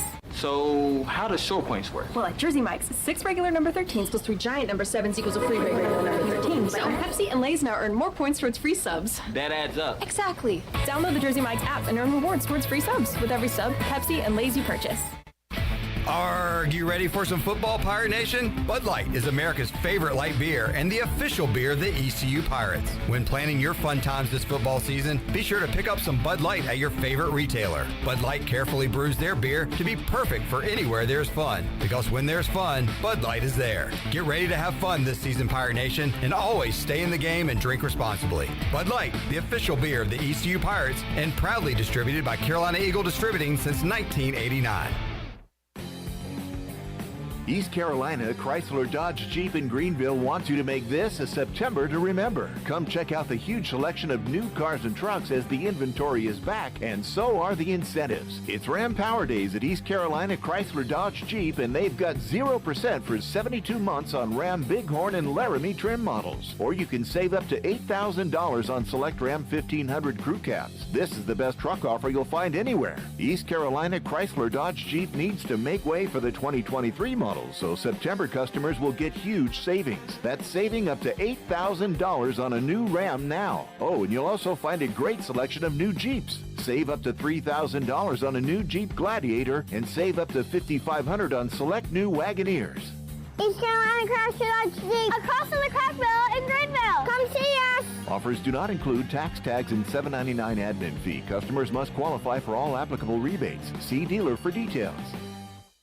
Portable, super quiet, and fuel efficient, Honda EU Series generators are ideal for camping, tailgating, home backup power, and more. All feature Honda's CO Minder carbon monoxide detection system for added peace of mind. Select models include Bluetooth connectivity for wireless control with Honda's My Generator smartphone app. Go with a Honda EU Series generator. It's power you can trust. See Ron Ayers Motorsports, Highway 11, north of the airport in Greenville.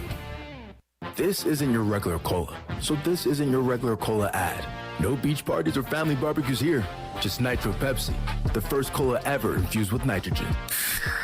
So forget everything you thought you knew about soda, because that nitrogen gives us a whole new experience.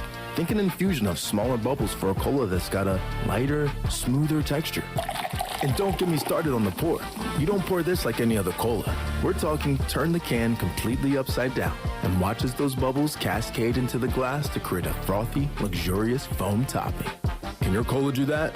I didn't think so. Unless you've got your own Nitro Pepsi, in which case, cheers to your great taste. Because you already know that the only thing better than the pour is the unapologetic cola taste. What else is there to say? From the creamy foam to the smooth texture to its unbelievably delicious flavor, this is cola like you've never had it before. Time to bring your taste buds to the next frontier. Nitro Pepsi. Smooth, creamy, delicious. Do you need custom t-shirts, apparel, or promotional items for your business, organization, or event? Keep it local. Print it local with University Sportswear. UniversitySportswearENC.com is your one-stop shop for all promotional products for your business. With over 1 million items to shop from, UniversitySportswearENC.com offers high-quality products at prices to fit any budget. Visit UniversitySportswearENC.com for contact information and to get shopping. UniversitySportswearENC.com, the official sportswear provider of Pirate Radio. This is Pirate Radio, WGHB Farmville, 1250 and 92.7 FM Greenville, WDLX Washington, 930 and 104.1 FM Washington.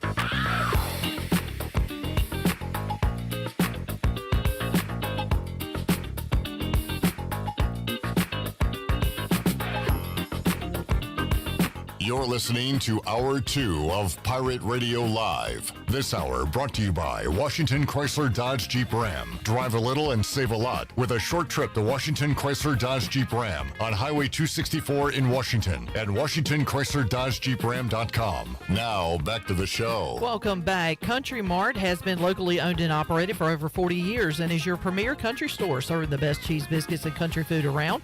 Country Mart is open every day and has 2 locations in Bethel on Highway 11 and in Stokes on Highway 903.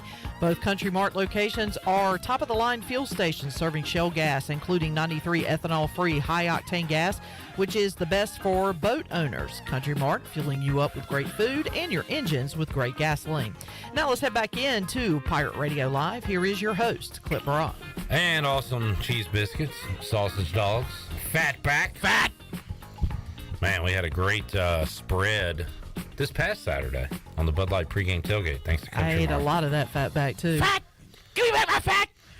Just putting it out there. It was awesome. So you can check that out at Country Mart. All right, Patrick Mason joins us here in the Pirate Radio studios. We talked to Patrick Saturday on the Bud Light pregame tailgate. He was live in Boca Raton.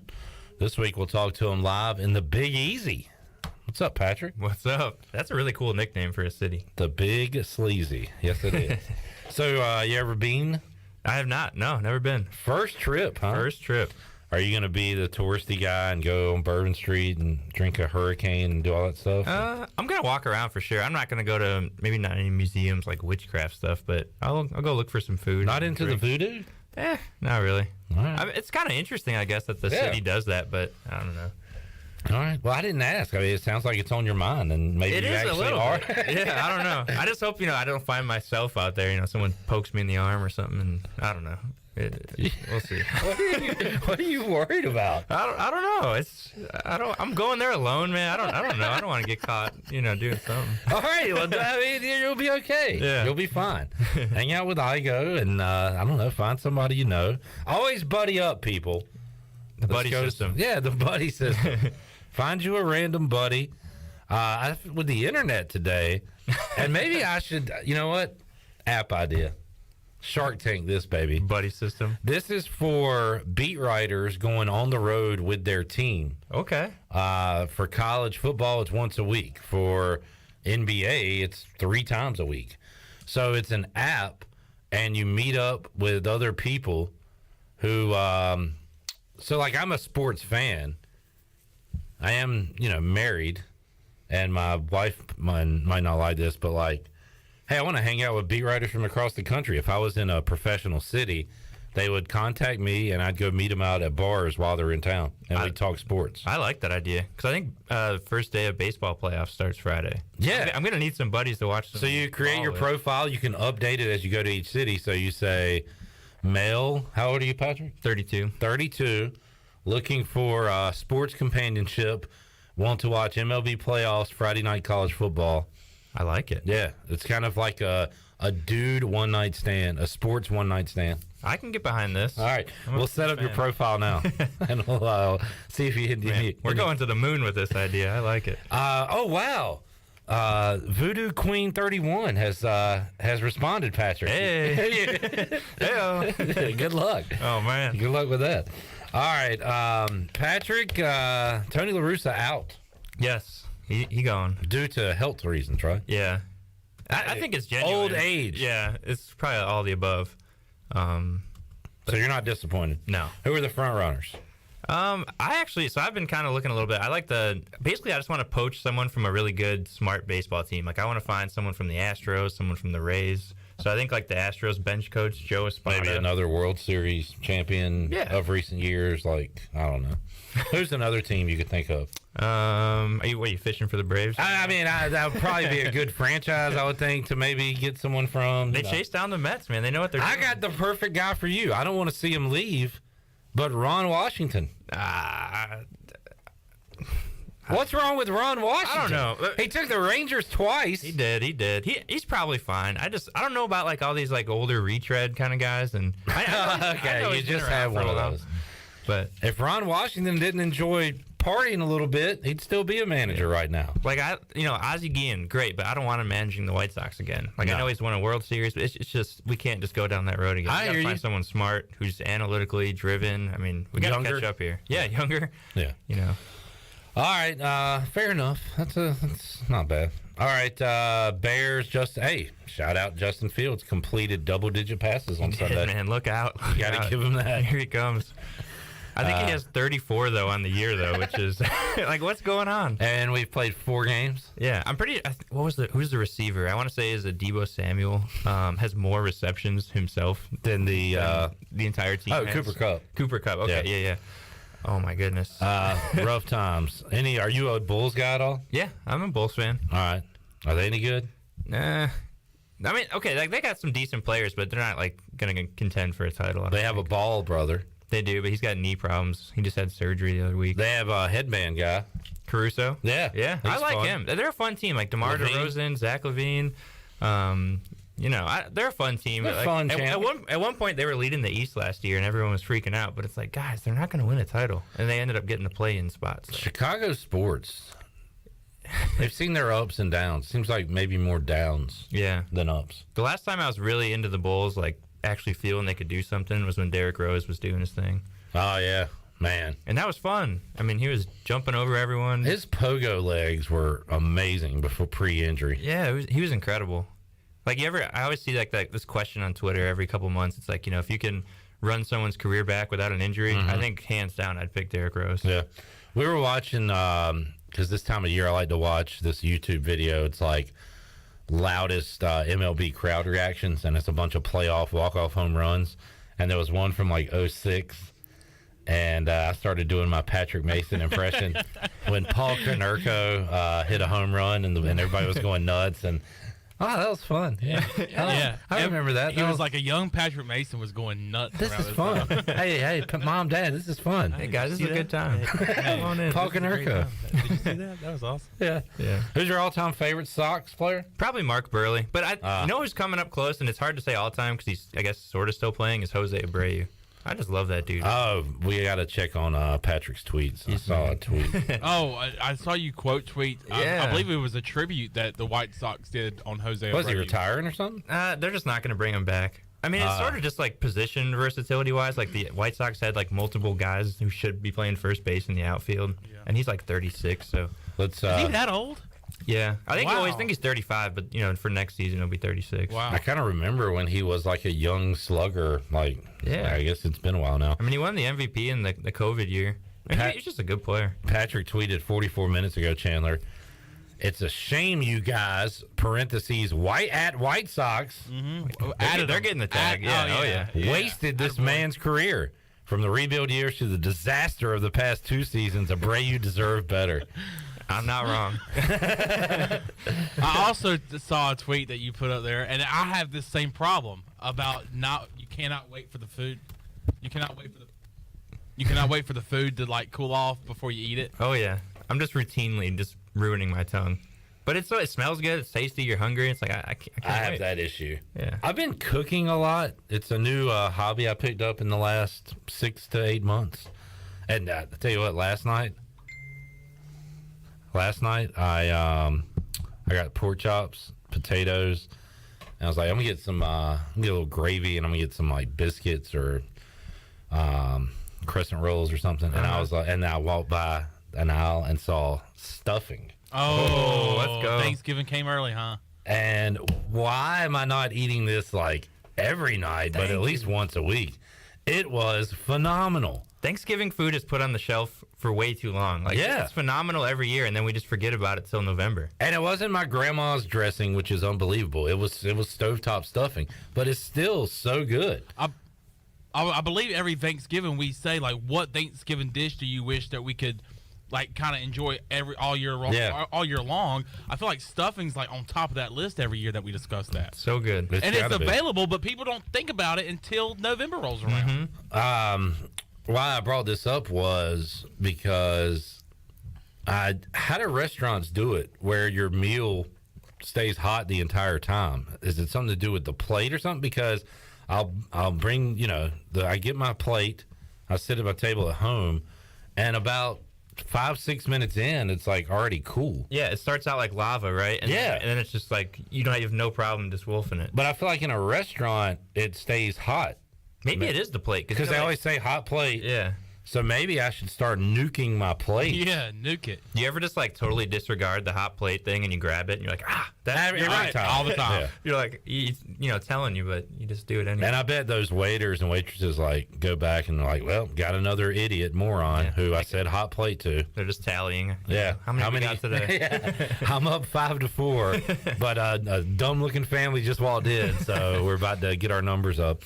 Oh yeah. Patrick, good segment, man. We'll see you later.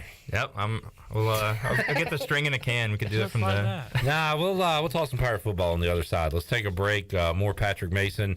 When we return, we'll get his brief thoughts on Saturday. Finally turn that page and look ahead to a good one between the Pirates and Green Wave when we return after this.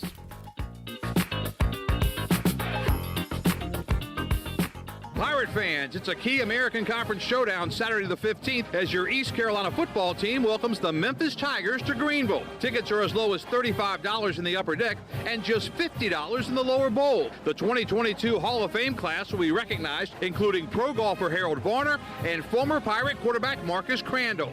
It's also homecoming at Dowdy Ficklen Stadium, so tickets are going fast. Call 1-800-DIAL-ECU or go to ECUPirates.com to get your tickets today.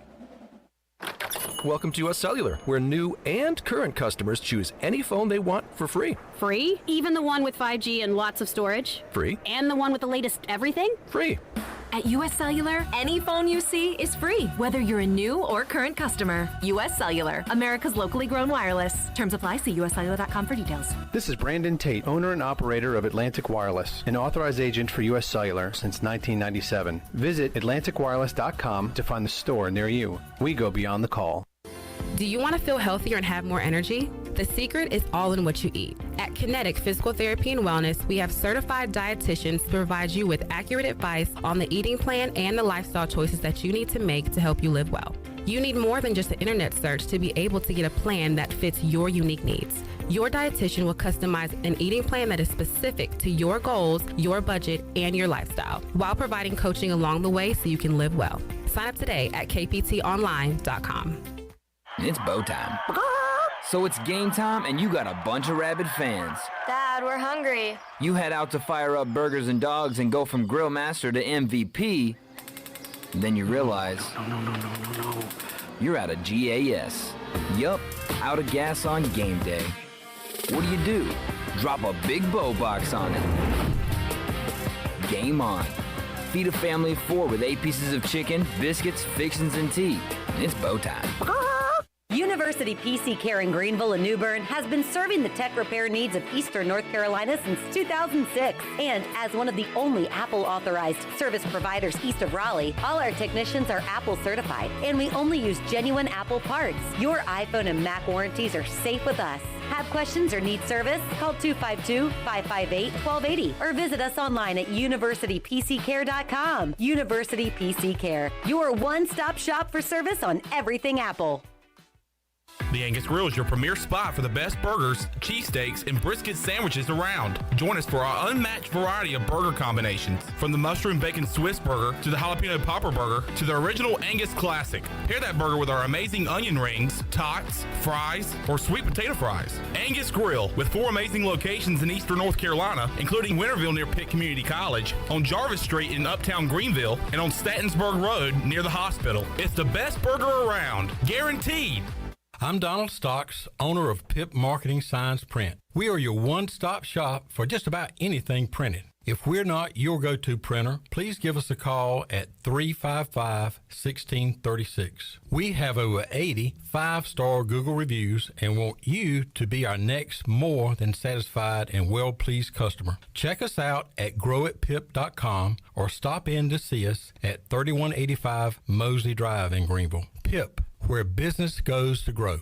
Take a hit from a 300-pound linebacker, and you better be wearing pads. Take a hit on the road, and you better have good auto coverage. When you've got North Carolina Farm Bureau Auto Insurance, you've got the best local agents ready to help you bounce back. If you don't, well, you'll probably play football without a helmet, too. In Pitt County, call Carlton Venters or C.J. Messerly at 252-756-3007. North Carolina Farm Bureau Mutual Insurance Company. Farm Bureau Insurance of North Carolina Incorporated. Southern Farm Bureau Life Insurance Company, Jackson, Mississippi. An independent licensee of the Blue Cross and Blue Shield Association.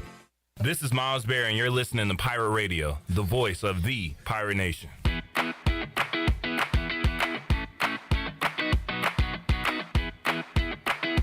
You're listening to Hour 2 of Pirate Radio Live. This hour brought to you by Washington Chrysler Dodge Jeep Ram. Drive a little and save a lot with a short trip to Washington Chrysler Dodge Jeep Ram on Highway 264 in Washington at WashingtonChryslerDodgeJeepRam.com. Now, back to the show. Welcome back. Town Insurance is your premier independent insurance agency for maximizing opportunities to minimizing risk.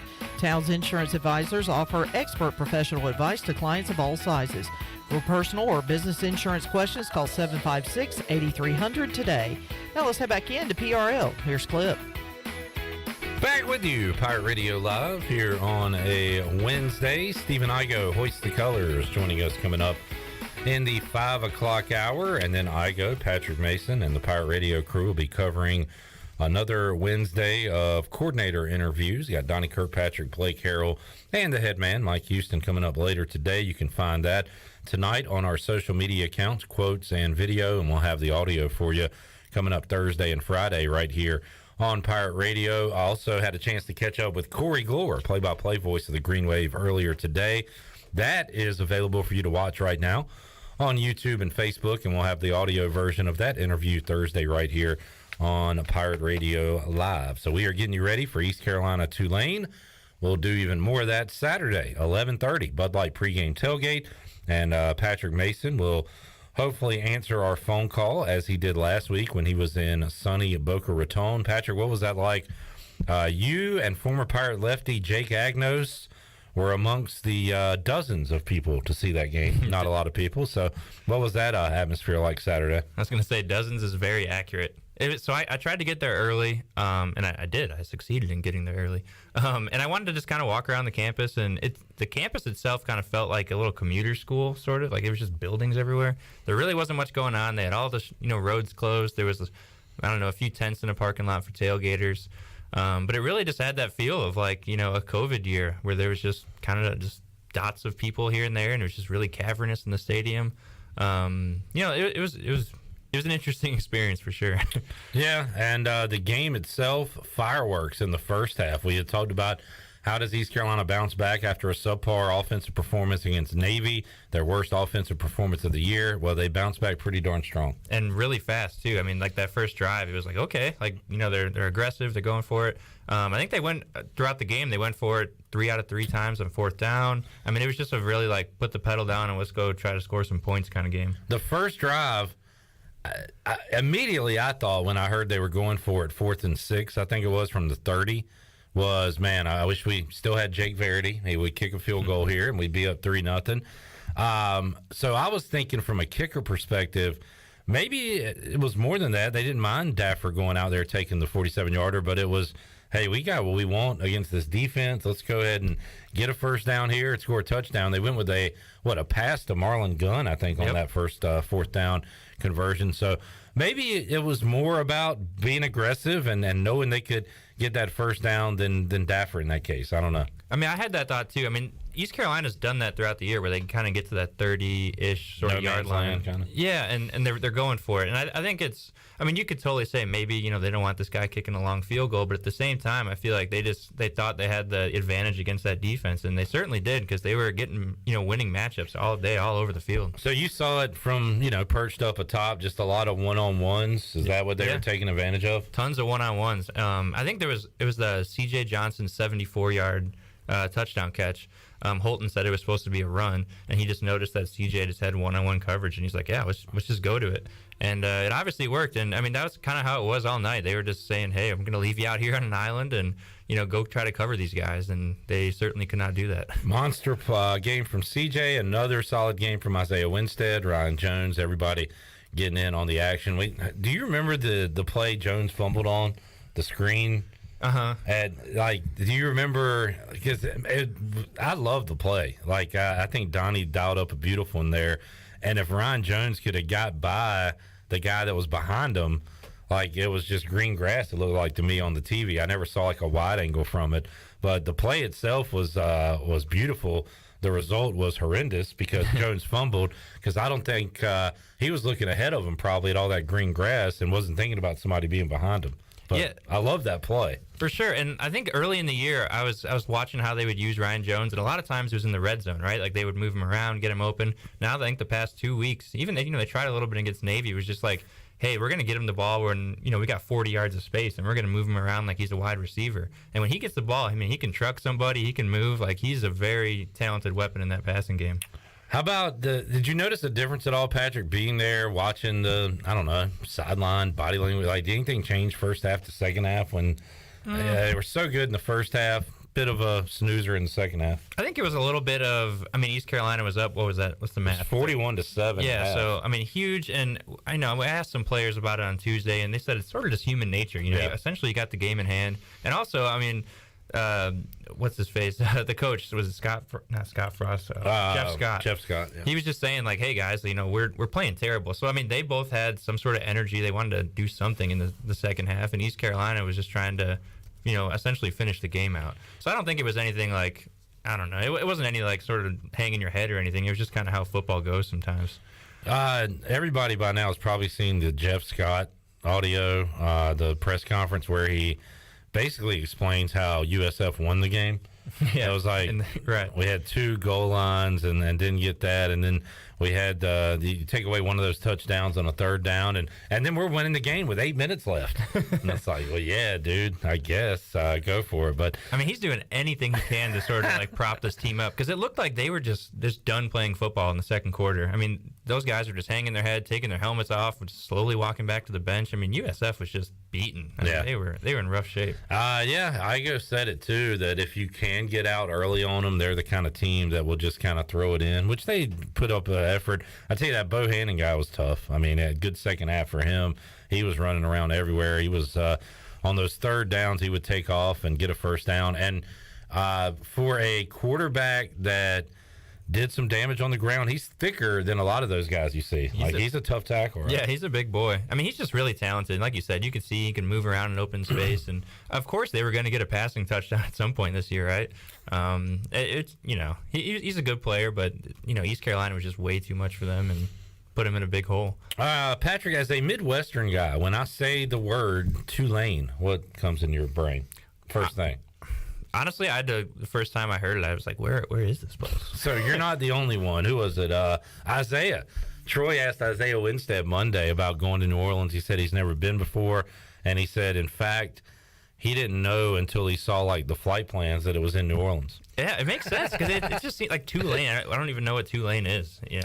What is that word? Right. That's is it a person's name? Yeah. I sort of feel like how I am every college basketball tournament when you get all these random schools and you have no clue where they're from.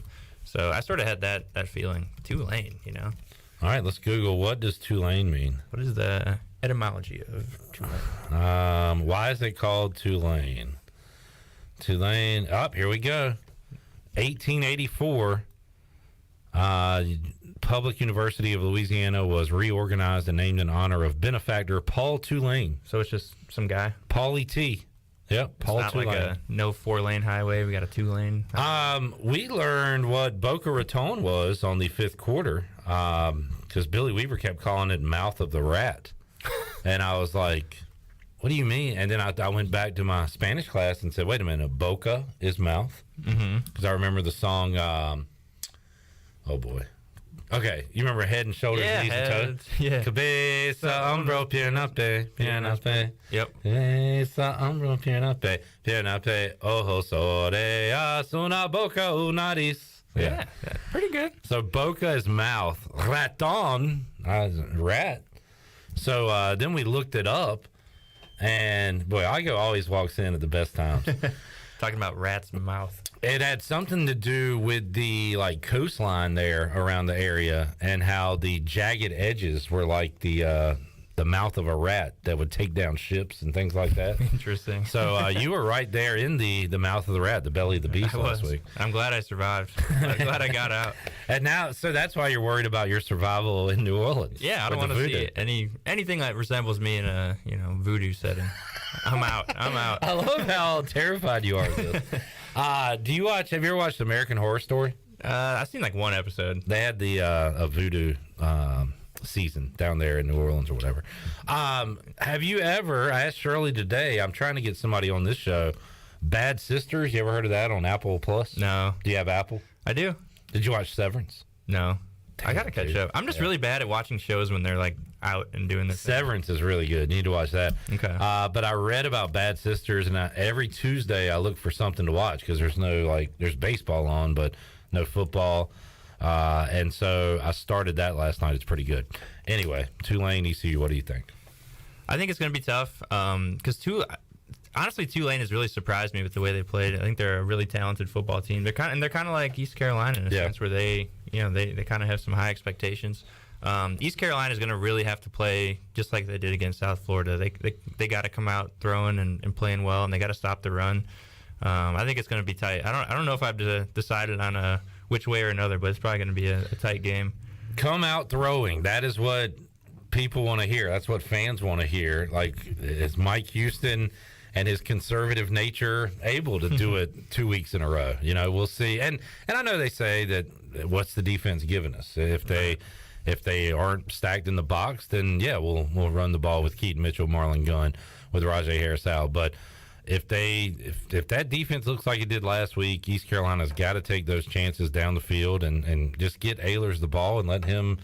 They got all these weapons in for a reason. Let's see them work. I just love the idea of an offense dictating what the defense does. You're the one with the ball. You're the one who's going to control. The defense theoretically doesn't know what you're going to run. I like that idea of you get to decide what the defense does. I like that. So all right, there you go. Patrick, good stuff, man. We'll check in with you Saturday. Yeah. Hopefully, while you're at the stadium, you can check out Ullman Stadium for the first time. Nice outdoor venue. I'm glad they moved it away from the Superdome, which might have been pretty decent to cover. But I'm kind of looking forward to this, honestly, because I think the Superdome's just way too big for whatever they got. No doubt. And appreciate you joining us. Yeah, thanks. And check out your work pages, the Daily Reflector online, reflector.com. You can follow Patrick on the tweet machine. We'll take a break, come back. Hour 3, Pirate Radio Live. Stephen Igoe, Voice the Colors, joins us after this.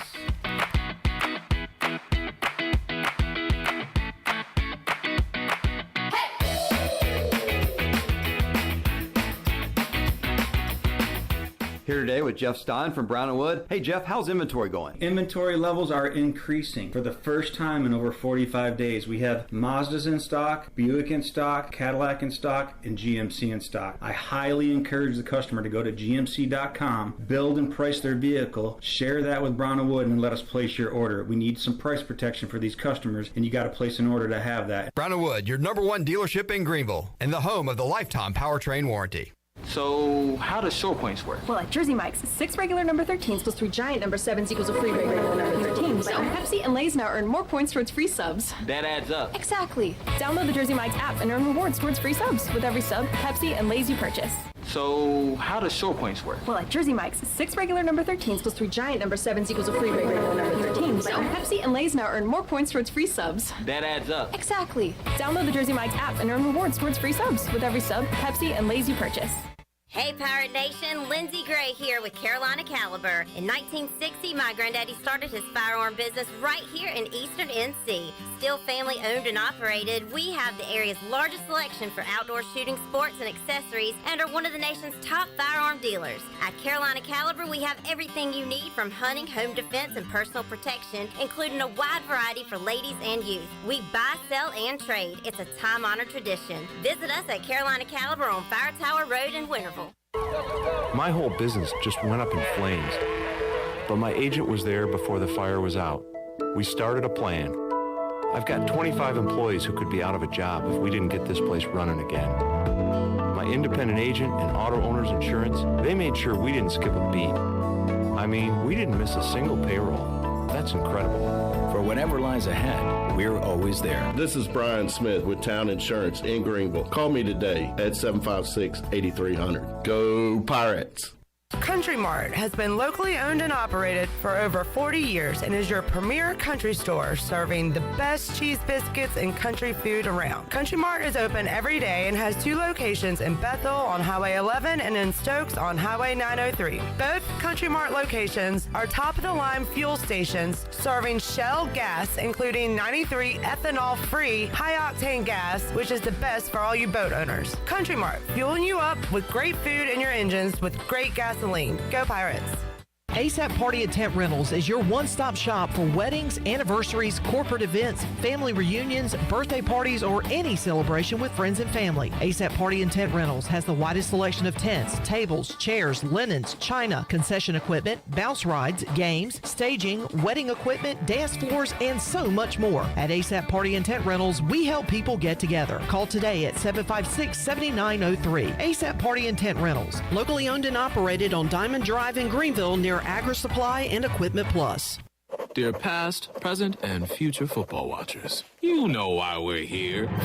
The football season is back! Woo! That means those pregame barbecues with an ice-cold Pepsi, totally back. Your perfectly placed football-watching corner seat, back and comfy as ever. 18 Sundays of touchdown scoring, Hail Mary throwing, ice-cold Pepsi flowing football action. You better believe it's back. And since that's too amazing to miss a single second's worth, Pepsi is officially giving you permission to always put football first. And when we say always, we mean always. Like when your lawn is looking less like a lawn and more like a jungle. If the game's on, then the lawnmower ain't. And those gutters you haven't cleaned, today is not their day. Or maybe those in-laws are back in town. Well, better hope they're football fans because your Sunday is completely booked.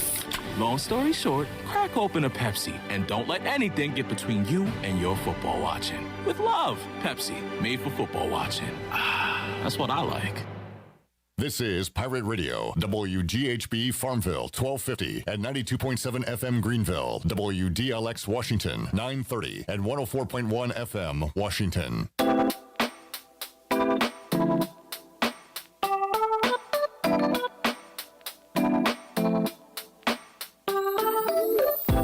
You're listening to Hour 3 of Pirate Radio Live. This hour of PRL is brought to you by Bud Light, reminding Pirate fans to stay in the game and drink responsibly. Bud Light, the official beer of the ECU Pirates, and proudly distributed by Carolina Eagle Distributing since 1989. Now, back to the show. Welcome back. Live well, move more, and hurt less with Kinetic Physical Therapy. If you're recovering from an injury, getting back into sports, dealing with everyday pain or fatigue, then Kinetic Physical Therapy can help you get back on track and live well.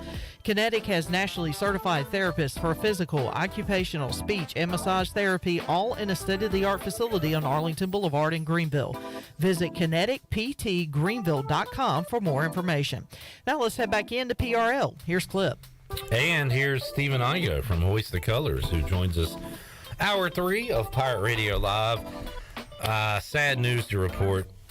No. Hit it. I was just kidding. Yeah.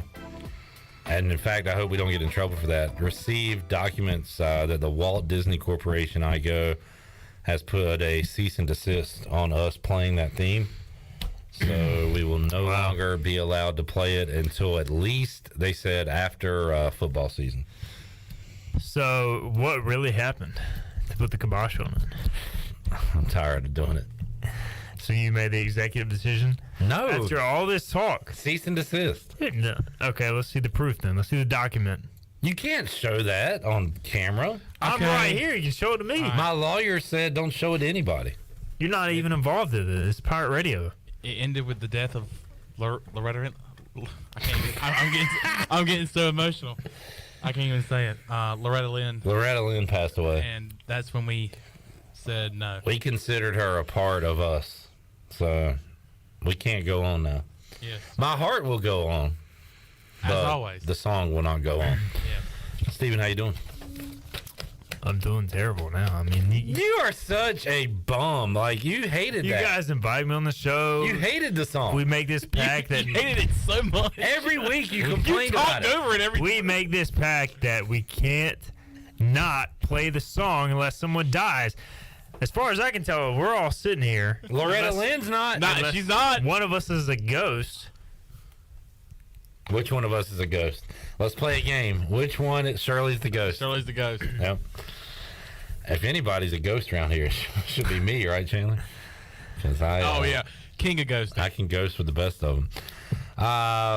Look, man, let's just move on. Soldier through it. Maybe we'll start something new. Nope. You guys killed it. It's dead forever. Just like one of us will be by tomorrow. What? This is what it means if you have a blood pact and you break it. Oh no! You're gonna feel the consequences. Are y'all worried about that? If so, we should play the song. We shouldn't. No, don't play it. Don't play it now. Play it. We don't need a sympathy play. We have wasted more time talking about the song than we would have if we played the freaking song. That is true. Song's dead. Steven. Flip. Give me a non-ECU football nugget. A little something to nibble on. Football nugget? Just a little taste of something. What do you got? Baseball scrimmages going on, basketball practice. Are you saying like non-ECU football? I mean, that could be anything. I mean, I could talk about Mariners. I could talk about. Okay. All right. I'm open to anything. So we got the wild card playoff schedule. Wait, we do? When that come out? Like noon. Today. Right. I was notified that there was no schedule. There was a schedule released because all the matchups are set. I think it was early afternoon, and so the schedule is out. As one would expect. Sexy. This is the first time I'm looking at it. Tampa Bay Rays and Guardians get the worst time slot. What kind of schedule is this? Mariners Blue Jays going on at 4 o'clock both Friday and Saturday. There's no West Coast teams. That is mid-flight for me. And then Saturday during the ECU game. So they could be done before you could even watch a game. Yep. That stinks that there's no West Coast game team. I know. That's why I was really hoping Seattle would find a way to host. Yeah. That way they could host the Blue Jays and play at 10 o'clock. Right. But we'll just have to wait till the ALDS when they play the Astros. Boy, Rays Guardians at noon. The only way that could be worse if it was in Tampa. That is true. So Rays Guardians at noon on ESPN. ABC. Man, that is like, I haven't seen baseball on ABC in a long time, seemingly. Phillies at Cardinals at 2:07. 4 o'clock, Mariners at Blue Jays. 8:07, Padres at Metropolitans. I mean, I feel like Padres Mets is definitely the headliner, so I don't have a problem with them getting the best slot. Mariners Blue Jays is low-key good, though. By the way, I think you're looking at Saturday, Sunday. I went to Sunday. Okay. I wanted to see. Oh. So when are you flying home? 7 a.m. So I'll be back by the start time of the Sunday, if necessary, game, if Seattle wins, or they could sweep. How you feeling? I honestly feel fairly optimistic. I don't know if I'm expecting a series win, but the thing that I do like about Seattle facing the Blue Jays is the Blue Jays are a very offensive team, and typically in the postseason, it's more about pitching and defense. And, playing in that ballpark, though, that worries me. It's probably one of the best home field advantages in Major League Baseball. They can hit in that ballpark, but Seattle's got a really good starting rotation. They've got a really good bullpen. I think they have the edge on the mound, and it wouldn't shock me if they win a couple of low-scoring games. I'm getting a little feedback on the song, Igoe. What do we got? John Moody says, play the song. Kenny says, "Thank God that song was so annoying." That's basically how we all feel. Both ways. Patrick Mason, who has showed his concern about voodoo and things of that nature, said the Blood Pack death has some real New Orleans voodoo vibes, you guys. That is true. And he is terrified right now. The fact that I'm going to New Orleans is a little bit worrisome. If I don't come back, you guys know who to blame. Is this on us? If you died, I'd feel pretty bad about it. I would feel... No, I'd be dead. You wouldn't feel anything. I would just... my last dying wish would be screw Clip Brock. I tell you what, though. At your funeral, we will play the song. That'll make everybody jolly. Could we all bow our heads and play? This is what Igoe would have wanted, this song. All right. Boy, we are going off a bad path here. Igoe, speaking of bad paths, Javonte Williams is out for the year. How about you lose Rajay Harris and Williams all in a few Monday. hours? Tough Monday. Knew that Javonte would probably be done. Anytime you get the cart back to the locker room, unless you're a DK Metcalf and got to use the bathroom, it's never a good sign. And figured Rajay's was not good either. Was a little hopeful when I saw him walk off the field, but you can walk on a ACL if you limp, so it's just tough, man. And both guys, really hard-nosed running backs, physical, and both of them were just kind of freak injuries. That's usually what an ACL is, and unfortunately, if you play running back long enough and you have a lot of wear and tear on your body, it's bound to happen. That's the difficult thing. Not a lot of NFL games are easy to pick straight up, much less against the spread, but Raiders minus 2.5 was one of the easiest picks I've ever made in my life because the Broncos stink. The Broncos don't stink. They're just not very good. The Commanders stink. Another team that stinks are the Panthers. The Broncos are like 2-2, just like the rest of the NFL. They beat the 49ers, who beat the crap out of the Rams, and therefore they are average. Also, the Raiders were probably going to win that game because Melvin Gordon, fumbled and gave away another touchdown. Your lead running back now? He never needs to see the field again. I don't care if I have to. Your starting running back you're talking about? They signed Latavius Murray. So he's starting this week? I hope so. Oh, I didn't check. I put in waiver claims for both Murray and Boone. Which one should I want the most? I think Latavius Murray, although Mike Boone has some wiggle. I got neither in that league, and I got neither in that league, but I did get Rashad White. The worst thing in the world. I don't think either of them are going to be like a feature guy. It's just going to be by committee. And were you playing fantasy football in the early 2000s? Were you old enough? Oh yeah, Clinton Portis. Well, not just that, but Mike Anderson, Alandis Gary, like whoever the Broncos running back was, you Reuben wanted. Jones. Yeah, it was insane. Peyton Ellis. Yep, all those dudes, man. They were in that zone blocking scheme. Nobody could stop them. And now it's a committee, but if you have one of those guys, you're going to get some good weeks out of him. It sucks for Williams, man, because he's a talented dude. So, anyway. All right, there's your Broncos chat. They stink. They are really, really bad. I don't know why you won't just say they stink. They're going to win tomorrow, and they're going to be 3-2, and then what are you going to say? Are they going to win tomorrow? The Colts stink. There's a lot of stinky teams in there. I agree. Your team's one of them. The Colts are another one. So if they move to 3-2 and they're in the playoffs, you're going to tell me they stink? No, but I'm sitting here today telling you they stink, and they're not going to make the playoffs because so they who's going to make it ahead of them? There's like 18 teams to make the playoffs.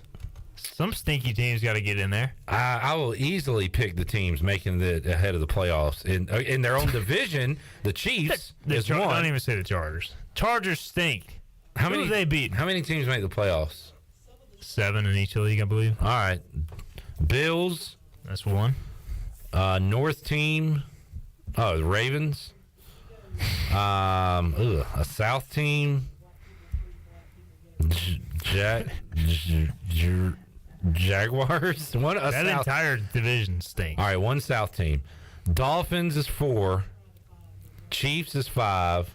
Chargers is 6. Raiders / Bengals is 7. Oh, come on. So, Raiders? They just beat your team easily. Yeah, because they're easily. Yeah. Easily. They had to return a fumble for a touchdown. Melvin Gordon handed it to him on a silver platter. They're 1-3. All right. There you go. Broncos out of the playoffs. We'll take a timeout. You're on the Broncos bandwagon. I know, and boy, have they let me down. I had high expectations, way higher than you, apparently. Can I do my start? Their coach sucks. I thought their coach knew how to. I tell you what, nobody coaches harder when a game's over than Nathaniel Hackett. He was doing it on Sunday, too. Calling timeouts. He's out on the field. I had to turn the channel. The game's over, coach. I hate that guy. He sucks. He's terrible. What were you going to say? Well, as we get a break, can I do a start sit? Yeah. Devin Singletary or the fumble king, Melvin Gordon? Devin Singletary, 100 days of the week. The fumble king. I would never pick Melvin Gordon. That's an unfortunate nickname to have if you're a football player. He's allowed 4 fumbles returned for touchdowns in the past 2 seasons, which doesn't even seem possible. It is kind of strange. But he's talented, right? He's good. He averages 5 yards a carry, but he just fumbles, man. He fumbled even twice during the Sunday night football game against the Niners. Luckily, they just went out of bounds or Denver recovered it. But it's just, I don't know, man. I don't get it. All right. We'll take a break, come back. Pirates Green Wave. We'll talk about it when we return after this.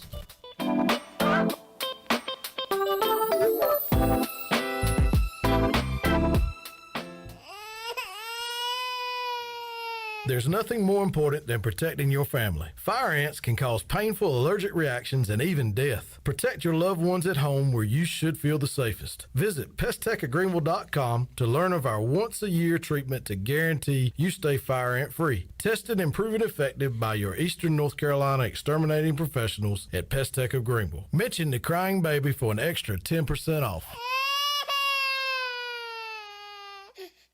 Beauty Bar Medi Spa wants to know if you are ready to fall into beauty October 7th through the 14th. All services and products will be on sale. Botox, filler, painless laser hair removal, facials, RF microneedling, rejuvenating laser treatments to treat brown spots, wrinkles, texture, veins, and skin tightening. And now, the only facility in the area to offer non-surgical under-eye fat pad treatments. BeautyBarMedispa.com, Red Banks Road, Greenville. Go Pirates! Hey Pirate fans, this is head coach Mike Houston. The physicians at Orthopedics East and Sports Medicine Center have been taking care of our athletes here at East Carolina for more than 35 years. Whether it's treatment for your sports injury or if it's time for that joint replacement, Orthopedics East provides the latest in operative and non-operative orthopedic care, physical therapy, and diagnostic testing. For experienced and professional services, call the folks who have been taking care of me and many of our fans in Pirate Nation or visit them online at orthopedicseast.com. Go Pirates!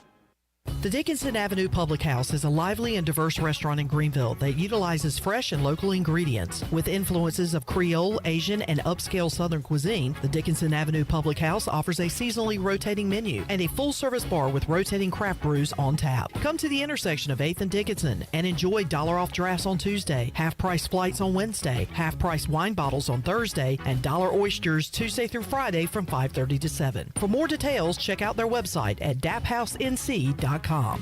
The convenience of Pitt Greenville Airport is waiting just outside your front door. Service is back, so you're connected to destinations worldwide through flights from American Airlines. Plan your next trip. Book your flights today at flypgv.com or aa.com. Avoid the long check-in lines and congestion at the big airports and fly local at PGV. Fast, convenient, and close to home, PGV has American Airline flights perfect for your next trip. Book today at aa.com. PGV, where the pirates fly. East Coast Grading and Utilities is your source for clearing, hauling dirt, and concrete work. East Coast Grading and Utilities handles all sewer and water issues as well. I'm David Vaughn. Whether putting in a new subdivision or helping you with any and all of your drainage problems, I can get the job done. Call me at 531-7494. No job is too big or too small. East Coast Grading and Utilities. Friends helping friends. 531-7494 for East Coast Grading and Utilities. This is Stephen Igoe. You've heard from me plenty on Pirate Radio Live and perhaps have read some of my work on hoistthecolors.net. Now get an extension of our in-depth coverage on the Hoist the Colors podcast. From game previews to immediate post-game analysis to emergency podcasts for breaking news, we've got you covered. A cast of guest co-hosts from fans, former coaches, and other writers join me for 2 podcasts weekly to break down all things ECU athletics. Subscribe to Hoist the Colors now on Apple Podcasts, Spotify, or Google Podcasts. Warren's Hot Dog Pizza. Homemade lemonade. Hungry for game day, Pirate Nation? Take advantage of the Warren's Hot Dogs tailgate special of 10 or more hot dogs for only $1.50 each. And the best part, this special is available every day. Just call ahead and Warren's will have your order ready to go. Hungry for breakfast? Warren's Hot Dogs in Chocowinity opens at 5 a.m. with cheese biscuits, chicken biscuits, sausage dogs, and more. Warren's Hot Dogs in Greenville, across from Ron Ayers, or in Chocowinity next to the fire station. Go Pirates! What's up? This is Bryson Worrell, and you're listening to Pirate Radio, the voice of the Pirate Nation.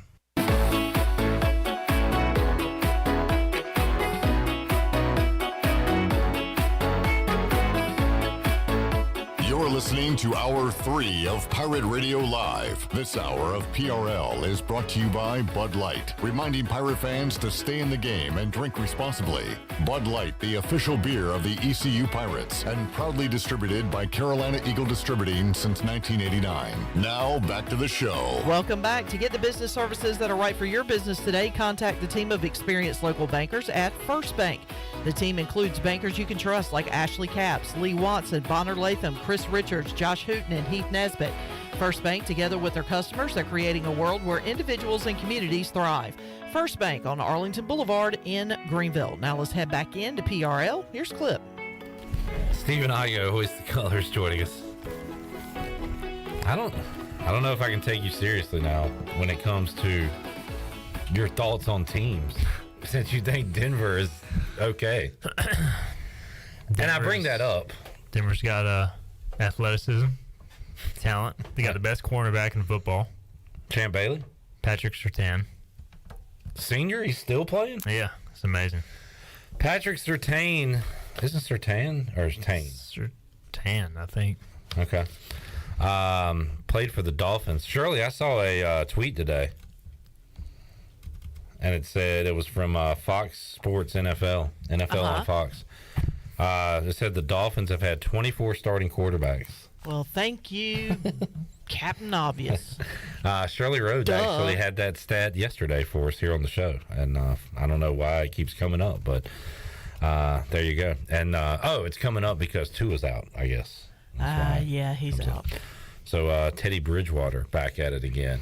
And Jalen. Old Teddy ball game. Jalen Waddle didn't practice today, so. Oh, don't tell me that. Yeah, he didn't practice today, so. He'll be all right. He didn't practice a lot. He's one of those guys that doesn't practice and just plays and balls. Talking about practice. Stephen, East Carolina, Tulane, Green Wave, an impressive 4-1 coming off the win over Dana Holgerson. I can't believe I took Dana Holgerson last week, and so did you. Yeah, we misread that one. I mean, to go on the road and win with your third-string quarterback, which he looked actually pretty good against Cincinnati last year in short notice having to play.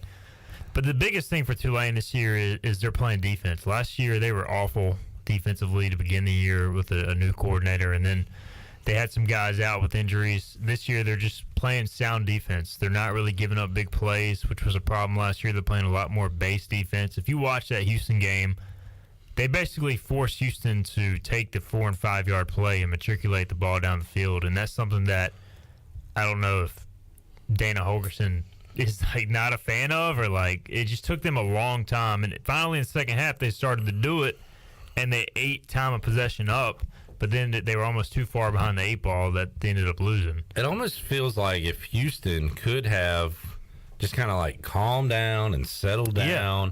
But that's not who they are, because that's not who their head coach is. He's a screaming lunatic on the sidelines. Yep. And that's how they play. And after the game, they got guys throwing their helmets on the ground, and because that's who their coach is. I feel like if they would freaking relax, which if ECU's in that kind of game with Tulane, I like ECU's chances a lot better than I do Houston's chances. Yeah, and I really do think it's going to come down to the end. And you look at the past 2 meetings. Tulane has gotten the better of ECU in 2020. ECU really took it to them last year. I kind of asked Miles Berry, I was like, this almost feels like the rubber match to me of a 3-game series.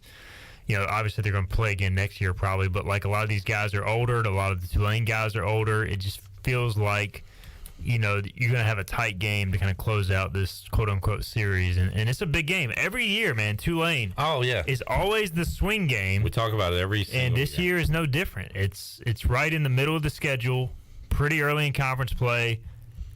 for both teams, I think the winner of this game goes on to potentially compete for an American Athletic Conference title, or at least enters the mix. The loser, you're probably looking more, hey, we just want to make a bowl game. And for ECU, you need it for that conference title. If you lose this game, I think for ECU, it's important for both of those options. Yeah. If you don't get this one, you still got to find a few more wins on the schedule, which are out there in Temple. Yeah. But it's, Memphis is winnable. It's a huge game.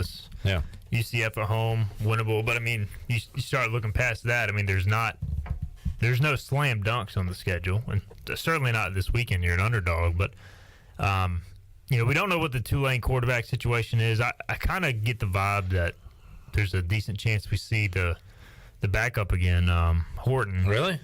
Yeah, I don't know. The Michael Pratt kid dealt with a shoulder injury all of last year and was never quite himself, and it sounds like that's kind of crept back up again. I went back and watched the end of the Southern Miss game with about 30 seconds left. He got slung down by his helmet right onto his shoulder and, twisted up his neck. So even if he plays, you got to wonder if he's 100%. But, it's their defense that's the biggest thing. Their offensive numbers really aren't that impressive when you look at what they've done against legitimate FBS competition. Like, you got to remember, when you look at their numbers, they played UMass, who's the worst team probably outside of UConn, worse than UConn now because UConn beat somebody, and Alcorn State. So their numbers are pretty highly inflated based on those two games.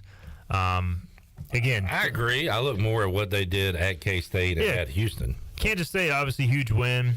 Houston, even in their wins, hasn't looked good this year. But, they're definitely a quality team, and you got to go on the road and play them. But I don't think they're just this unbeatable force that ECU can't win the game. All right. Well, let's make some picks, Igoe. Let's do it. We stink. I went 3-2 last week. You went 2-3, which means we are tied at 11-13 against the spread this year. We're just like the NFL. We are very stinky average. Stinky average. All right, let's get those numbers up this week, Steven, starting with Tulane, a 3.5-point favorite against East Carolina.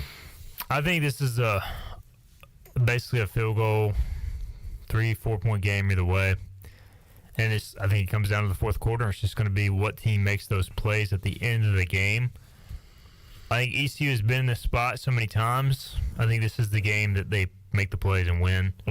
Well, Pirates win outright, cover the spread. Tulane also has major kicking issues, so yeah, if this game comes down to there's a competition going on. If this game comes down to a field goal, that'll be a flip of the coin. I'm seeing. I'm going to go reverse jinx here. Tulane 28-24 over the Pirates. Give me the green wave. Feels like a very possible score. I feel like every game at Tulane is like 27, 23, 24, 20, that type of deal. Those are the basketball scores when we play them, too. That was a good one. That was a good one by me. Igoe. Maybe you proud of Ron Hunter. I love some. Hey, Ron Hunter follows me on Twitter, Igoe. Does he really? Yeah. Let me see. It was very random. I don't know why that happened. Were you tweeting about his sideline mannerisms? Boom. Still follow me. Thank you, Ron. You're the man. Probably. I love Ron Hunter. He's awesome. Igoe. Every game we're going to pick this week has a spread of -3.5 or smaller. In fact, that Tulane ECU game, the biggest spread we're picking this week. So we got a lot of tight ones. How about some Wednesday night football? Yeah. I had no idea till today that this game was happening tonight. And I'm excited now to watch this at AJ's during sports trivia. UCF -2.5 against SMU. And this is Central Florida playing at home. The bounce house. I'm going UCF here. I feel pretty good about it. SMU traditionally not a great road team, especially traveling east, so I'm going to go Knights.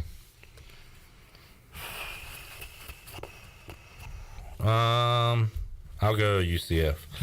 Tennessee is a road. Oh, let me go back to the American.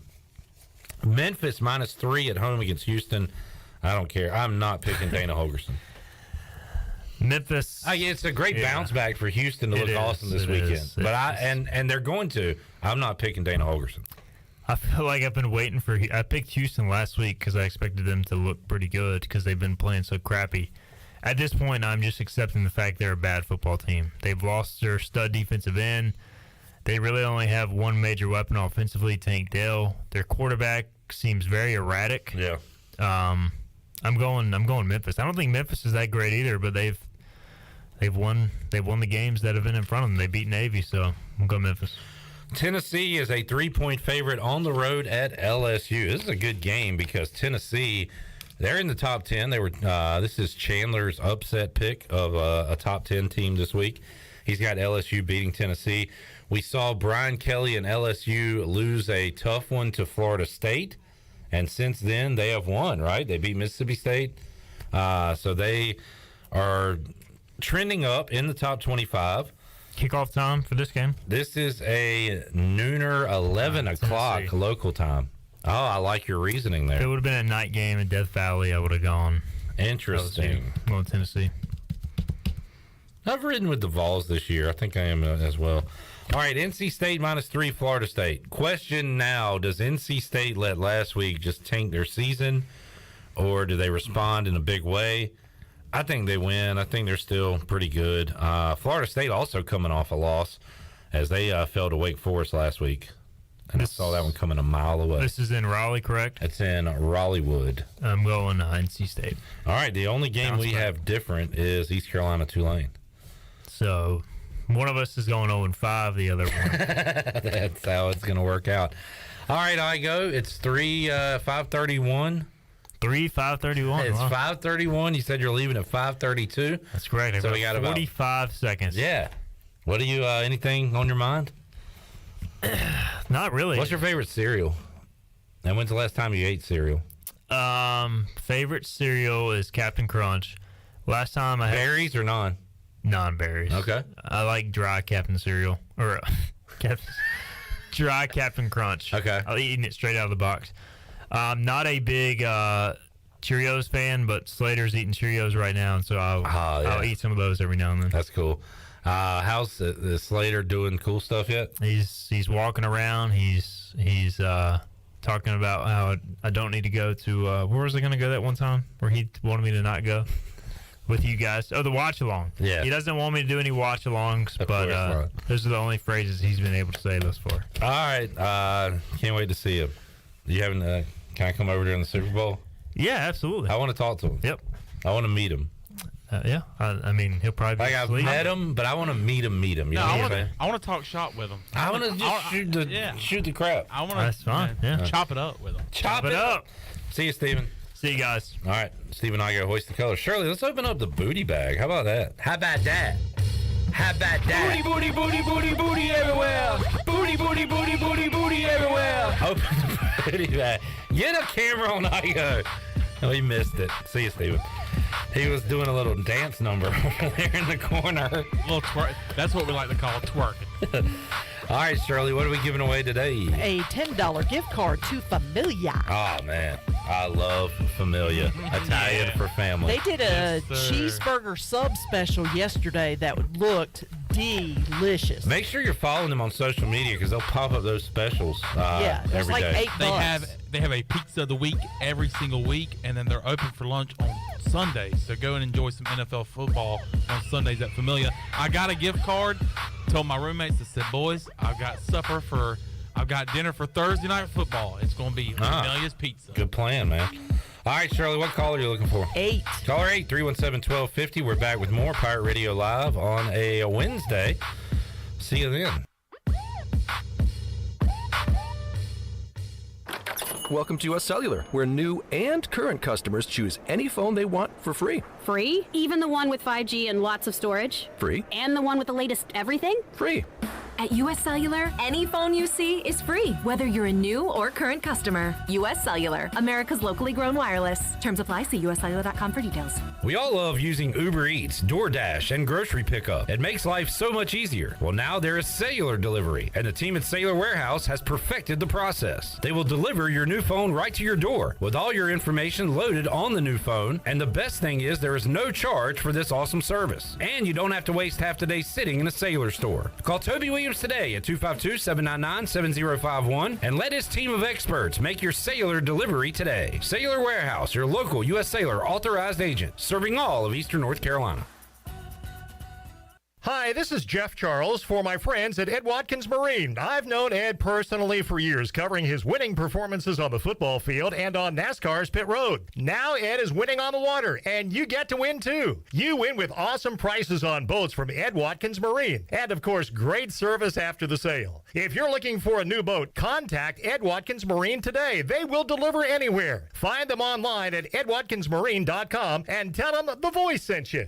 Hello, Pirate Nation. This is Jamie Cuccinella, inviting you and your family to come by Cuccinella's Pizzeria and Italian Ice. Cuccinella's has been serving our special family recipe New York-style pizza since 1932. We think you'll taste the difference in just one bite. When you come in for a pie, don't forget to try our house-made Italian ice or gelato. We make small batches every day from scratch with all fresh ingredients. Cuccinella's on Old Tar Road in Winterville and a new location coming soon to Uptown Greenville.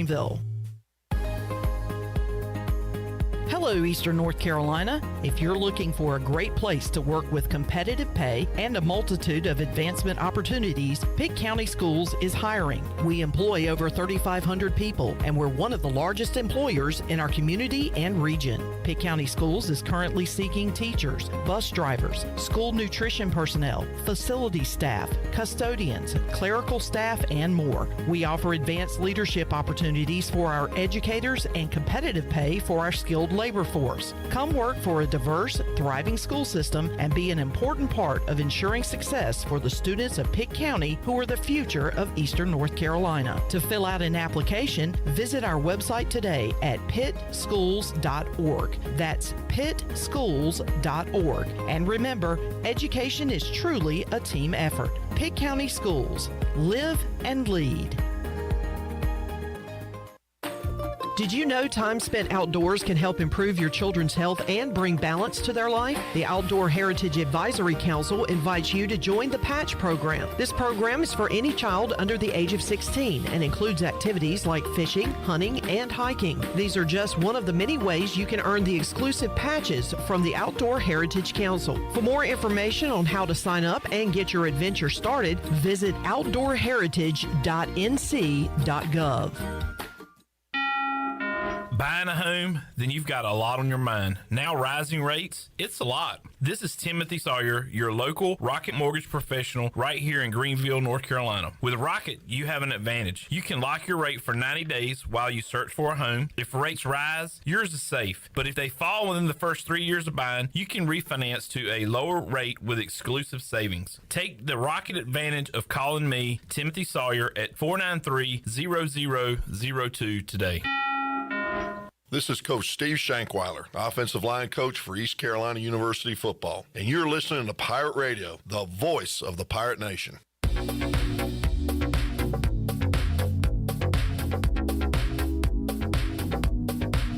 You're listening to Hour 3 of Pirate Radio Live. This hour of PRL is brought to you by Bud Light, reminding Pirate fans to stay in the game and drink responsibly. Bud Light, the official beer of the ECU Pirates, and proudly distributed by Carolina Eagle Distributing since 1989. Now, back to the show. Welcome back. Congratulations to John Moody of Bethel. Picked up a $10 gift card to Familia. Familia is your place for great Italian food. Whether it's great New York-style pizzas, homemade meatballs, lasagna, chicken parm, or the delicious homemade desserts, Familia is a winning play every time. For dine-in or takeout, make Familia your go-to play when you have a hungry team. Familia on Fire Tower Road near Pitt Community College. Now let's head back in to PRL. Here's Clip. Shirley, what band does John listen to when he's feeling sad? John Tesh. No, I don't know. The Moody Blues. Ooh. Yep. Okay. Thank you. Hold on. One moment, please. Thank you. Thank you. You're welcome. Chandler, I just saw a tweet. First of all, why does Twitter have, I don't follow this guy. I don't know this guy. Why is it on my timeline? Get off my timeline. But anyway, I saw the all-bust fantasy team for this year so far. If you have these guys on your team, they have been bust through 4 weeks, and I'll reel them off. Quarterback, Matthew Stafford. Hey, I was on him last year, got off him this year. Good call. Good move. Good so far. Running back, I wanted this guy this year. I didn't get him, and so far it's a good thing. Alvin Kamara. Oof, he's on my team. Another running back, Cam Akers. Not on my team. Wide receiver, I wanted him, didn't get him in my drafts, Allen Robinson. Not on my team. Another wide receiver, which he has in the flex. I'm going to save one name for last, that I did get, and is a nothing burger, Darnell Mooney. You don't want anybody in that passing offense for the Bears. Maybe because his quarterback averages 8 completions a game, and that's not even a joke. That's not even an exaggeration. That is a stat, a fact. Tight end, didn't get him, and you had to get him pretty early, Kyle Pitts. And then there's one more name up here, Chandler. And why would I bring you into this conversation, do you think? Well, because he plays for a team called the Carolina Panthers, and his name is DJ Moore. Yeah, DJ Moore is actually on my starting lineup. You've named 2 guys there, Camaro and DJ Moore. I do have DJ Moore still in the lineup, but yeah, DJ Moore is not producing, and you can simply say it's on the quarterback play. Every receiver we mention, Allen Robinson, well, his quarterback is on this bus list. Stinks. And banged up, right? Yeah. Mooney. Justin Fields has a quarterback. Let me say this again. Just said it about a minute ago. Has a quarterback that averages around 8 completions a game. Yeah. That's not good for a receiver when it comes to fantasy. Cooper Kupp averages 8 receptions a game. Darnell Mooney's quarterback averages 8 completions a game, and about 1.5 of those going to Mooney. And then DJ Moore struggles. Now, I have not broken down the all-22 DJ Moore film from this year. I'm going to say a lot of his struggles have to do with Baker Mayfield stinking. Yes, that has to be the deal. Yeah. Right now, projected this week for DJ Moore, and this is a non-PPR league, DJ Moore is projected 8.89 points per game, points this week for the Panthers, who will face off against the 49ers on Sunday. No chance he gets another 4 o'clock game for the Panthers. And I agree with you, Clip. There's no way he's probably going to get another 3 points, 4 points, because you have a quarterback in Baker Mayfield who is he's very inconsistent right now and just cannot get. I mean, DJ Moore is getting open. I have seen the film on Twitter. I've seen the film in other places too. DJ Moore is getting open, but Baker Mayfield is finding ways to miss him. He's finding ways to, and you saw that last week. Oh my goodness! Against the Cardinals. How about this? You saw where Baker Mayfield cannot make the passes that he needs to make, especially in the experience that he has, the weapons that he has. He cannot be making these mistakes, and he is. I was going to say part of it that DJ Moore is going to be touchdown dependent at this point to get points, because he has been like the focal point of the receiving game over the years since he's been in Carolina, right? You want to know what's on the line for DJ Moore? Consecutive 1,000 yards receiving. He's got like 3 or 4, and you look back at the quarterbacks that he has had. It's remarkable that he's gotten 1,000 yards. Right now, he is not on pace for that. They've always found a way to get him the ball, no matter who's at quarterback. It's not working this year. Another thing I was going to say too is he just doesn't have a lot of opportunities because they're not on the field a whole lot. Well, I looked up the stat I was looking for was most 3-and-outs in the NFL this year. I didn't find that one, but I've got third down percentage. The Panthers, by far, dead last in the NFL on third downs, 25% right now. So they're going 3-and-out. They're not sustaining drives. No. Yeah. I want to say, and I got to look this up to be sure, but I'll guess. But I want to say that the Panthers are averaging 5.5 plays per possession. Right. Okay. 5.5, maybe even less than that. Yeah. That's not good. That's not going to get it done. You're not staying on the field. Yeah. You're putting this defense in way too many and a lot of pressure. The time of possession in that second half against Arizona on Sunday was just absolutely ridiculous. Panthers just are not doing anything with the football. And does it come down to play calling? Does it come down to the quarterback? Does it come down to the head coach? I think it just kind of all mixes in together. It is brutal, and it's a shame because this defense is a young defense that is very aggressive, that's getting after it. Makes their mistakes here and there, but when you have an offense and a quarterback that's so inconsistent, it's hard to succeed. All right, struggle time there. Things going better here on the eastern part of the state with ECU football. Let's hear some more Mike Houston from Tuesday as he talked about C.J. Johnson and that 4-touchdown performance after having a loss in his family. This is cut 2, Cheryl. Well, this is something we've kind of been supporting CJ for a couple of weeks now, in anticipation that this could happen. When it did happen, we offered, all the support that he needed. I think that he was as prepared as you can be for this.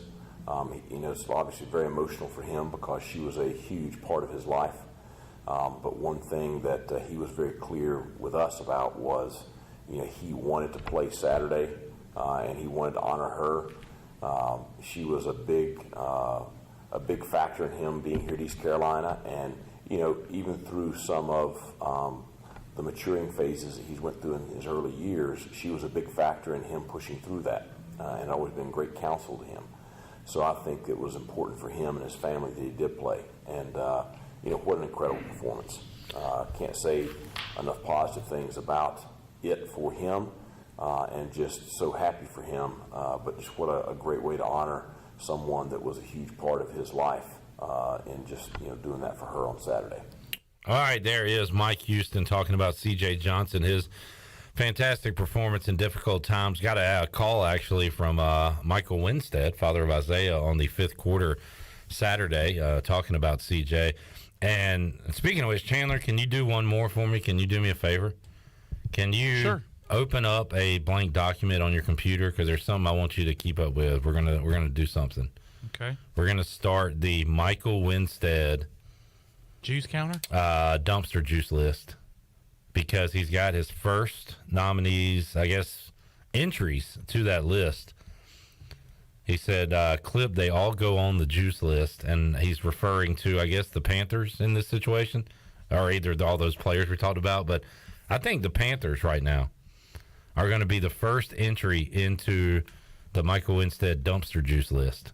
So, Chandler, if you could just jot down Panthers, and this will be a list that we keep up with every day. And I think we should add at least a team or one player, person. It can be like a person in the world, too, that we put on the juice list every day here on Pirate Radio Live. I like this idea. This is something new we can keep up with. So I'm starting with the Carolina Panthers. Yeah. How about Panthers offense? Yeah, and I think that should be on top of the list. Panthers offense, deservedly, yeah. number 1 right now on the Michael Winstead dumpster juice list. And we will update this daily. But there's our first entry. Thank you for that, Michael. All right, I'll tell you who's not on the dumpster juice list. What's that? Blake Harrell or this goal line defense. It has been phenomenal for East Carolina in 2022. Mike Houston talked about the goal line stand and the turnover there in the first half. Cut 3.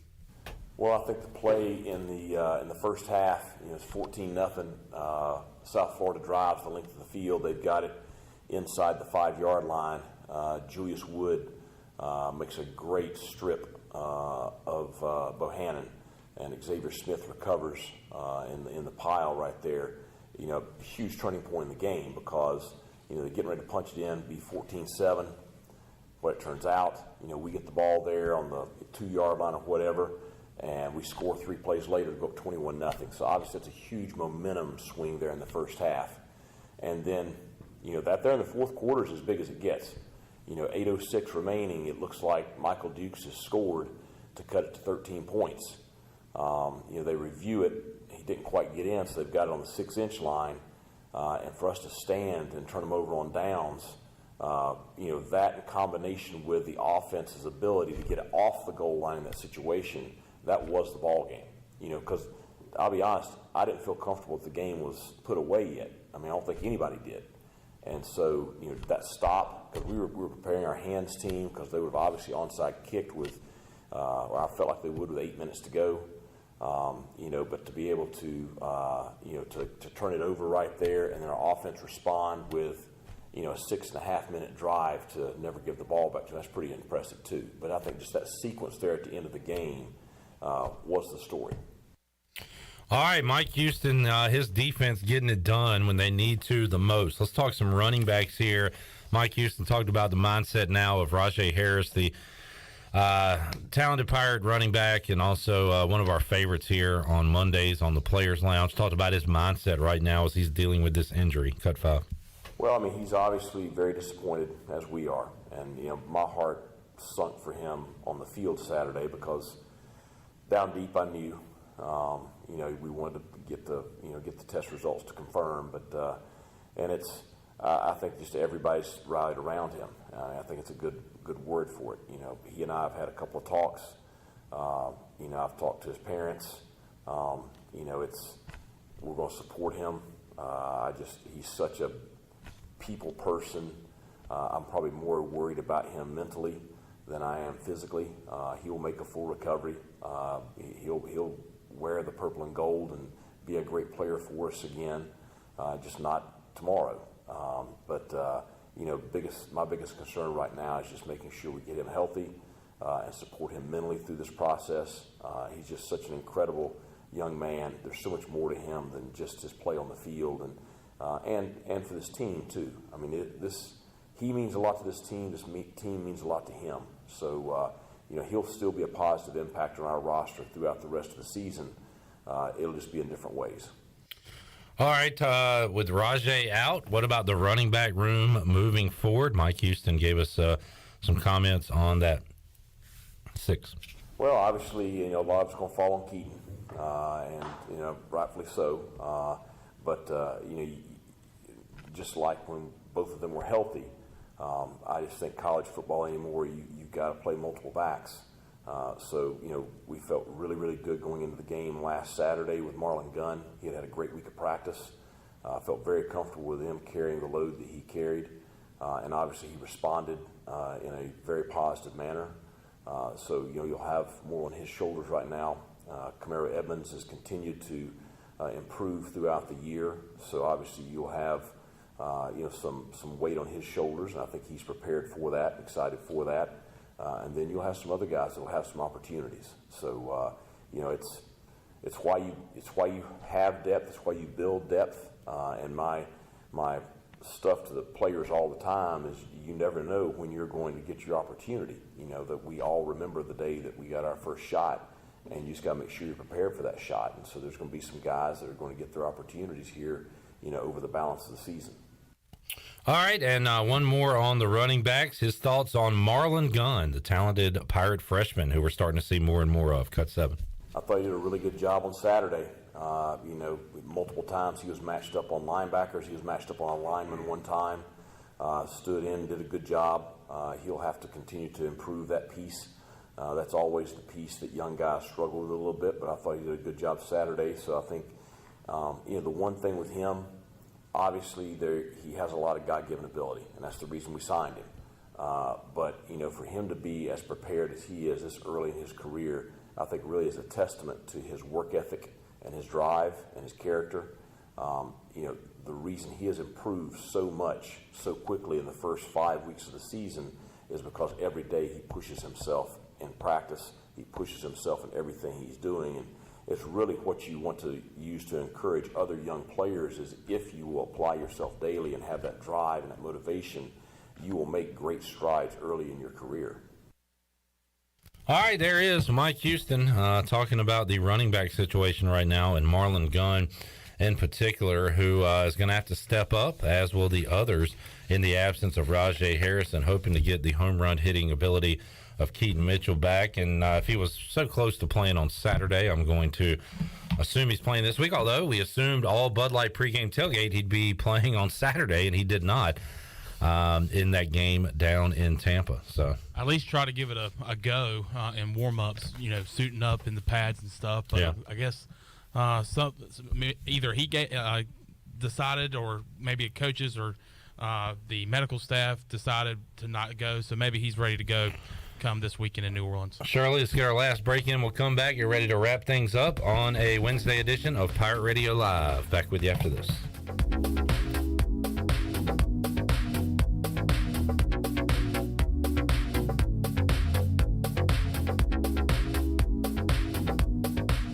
Here today with Jeff Stein from Brown & Wood. Jeff, how's the service department? Service is going great. Like I told you before, 2022 is the year of the customer. We've been voted #1 dealership in Greenville for 3 years in a row, and there's a reason why. For service, we still offer free pickup and drop-off, so we're trying to make it super convenient for the customer. And right now, our customers are repairing their vehicles more than ever. How can people make a service appointment? They can go to brownwood.net or dial 355-6080. Country Mart has been locally owned and operated for over 40 years and is your premier country store serving the best cheese biscuits and country food around. Country Mart is open every day and has 2 locations in Bethel on Highway 11 and in Stokes on Highway 903. Both Country Mart locations are top-of-the-line fuel stations serving Shell gas, including 93 ethanol-free high-octane gas, which is the best for all you boat owners. Country Mart, fueling you up with great food in your engines with great gasoline. Go Pirates! This is Braxton Green with Angel Oak Home Loans. If you're looking to purchase a home, it is still a great time, and being pre-qualified before you begin shopping is an advantage. At Angel Oak, we offer a wide variety of programs ranging from conventional, government, and portfolio loans that can fit most financial situations. To get started, contact our experienced team of Talbot Green, Joanne Weir, Wanda Hager, or myself, Braxton Green, at 751-2060. NMLS 1719250, Equal Housing Lender. BMS Builders is your premier custom builder in Eastern North Carolina. With homes in Blackwood, Mills Creek, Dalton's Cove in Farmville, and Belmar and Ayden, they're constantly expanding. Now to Laurel Glen and Sarah's Way, plus the new duplex community at Abigail Trails. BMS Builders can build the home of your dreams. Just ask Dr. Dennis Ross in Greenville or ECU football coach Mike Houston. They built their homes, and they can build yours as well. Call 916-1578 for BMS Builders. Do you have any real estate questions about buying or selling residential or commercial properties? Are you curious about this current real estate market? Do you need a property manager for all your rental houses? This is proud ECU alum Scott Harris with RE/MAX Preferred Realty and SD Harris Properties, and I would love to help answer every question you have and show you a real estate experience that will be memorable and enjoyable. Every step of the way, I'm here to make your dreams a stress-free reality. Call me today at 347-1857. That's 347-1857. Go Pirates. Are you suffering from anxiety, sleep issues, or chronic pain? Have you heard of CBD? You can learn about the benefits of CBD right here in Greenville at the Hemp Garden. Hemp Garden offers a variety of products and solutions that are truly making a difference in our community. Hemp Garden also provides products that can assist with energy and focus. Have a pet? Come check out their selection of CBD pet products. Visit Hemp Garden to speak with a CBD specialist in a relaxed and welcoming environment today. Exclusive discounts are offered to first-time customers. Hemp Garden, located at 3040 South Evans Street in the Target Shopping Center in Greenville. It's Bostic Sugg Furniture's Lazy Boy Market Sample Sell-Off. We bought out an entire showroom of 100 one-of-a-kind pieces of Lazy Boy furniture. Now we're selling it all at drastically reduced prices. Floor samples slashed an additional 50 to 70% off. This is a one-time opportunity to shop extreme sell-off prices on brand new Lazy Boy styles, recliners, power recliners, sectionals, and leather furniture, designer chairs, cocktail ottomans, and much more. Hurry! You will never, ever find Lazy Boy furniture at such low prices again at Bostic Sugg Furniture. Do you need custom t-shirts, apparel, or promotional items for your business, organization, or event? Keep it local. Print it local with University Sportswear. University Sportswear ENC.com is your one-stop shop for all promotional products for your business. With over 1 million items to shop from, University Sportswear ENC.com offers high-quality products at prices to fit any budget. Visit University Sportswear ENC.com for contact information and to get shopping. University Sportswear ENC.com, the official sportswear provider of Pirate Radio. Hi, this is Parker Bunch. When I'm not hitting dingers or going viral, I'm listening to Pirate Radio, the voice of the Pirate Nation.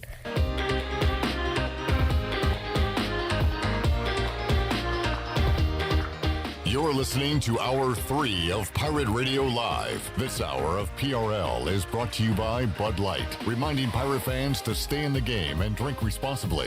Bud Light, the official beer of the ECU Pirates, and proudly distributed by Carolina Eagle Distributing since 1989. Now, back to the show. All right, a quick look at your stock market, and it was a down day as the Dow dropped 42 points, closed out at 30,273. NASDAQ was down 27 at 11,148, and the S&P is down 7 at 3,783. That's your Wells Fargo Advisors financial report. For a personal look into investing, call Wells Fargo Advisors today at 756-6900 in Greenville. Wells Fargo Advisors, LLC, member SIPC. Now back to the show. Here's Clip. All right, man, we should cancel Sports True tonight and go dancing. Like, go to a hot club in town. Go dancing. What do y'all think? Y'all, Sure. You in? I'm not. Shirley's Most got tired. live music tonight. Shirley's a no. Or we could go to Sports Trivia and just play rave music and dance. And just dance, like move. Yeah. On this day in 1986. All right, we'll see you Thursday, 3 o'clock for an all-new edition of Pirate Radio Live. So long, everybody. Thanks for listening to Pirate Radio Live, an exclusive presentation of the voice of the Pirate Nation. This is Pirate Radio, WGHB Farmville, 1250 at 92.7 FM Greenville, WDLX Washington, 930 and 104.1 FM Washington. Yep, I've had no reason to pay attention to my local baseball offering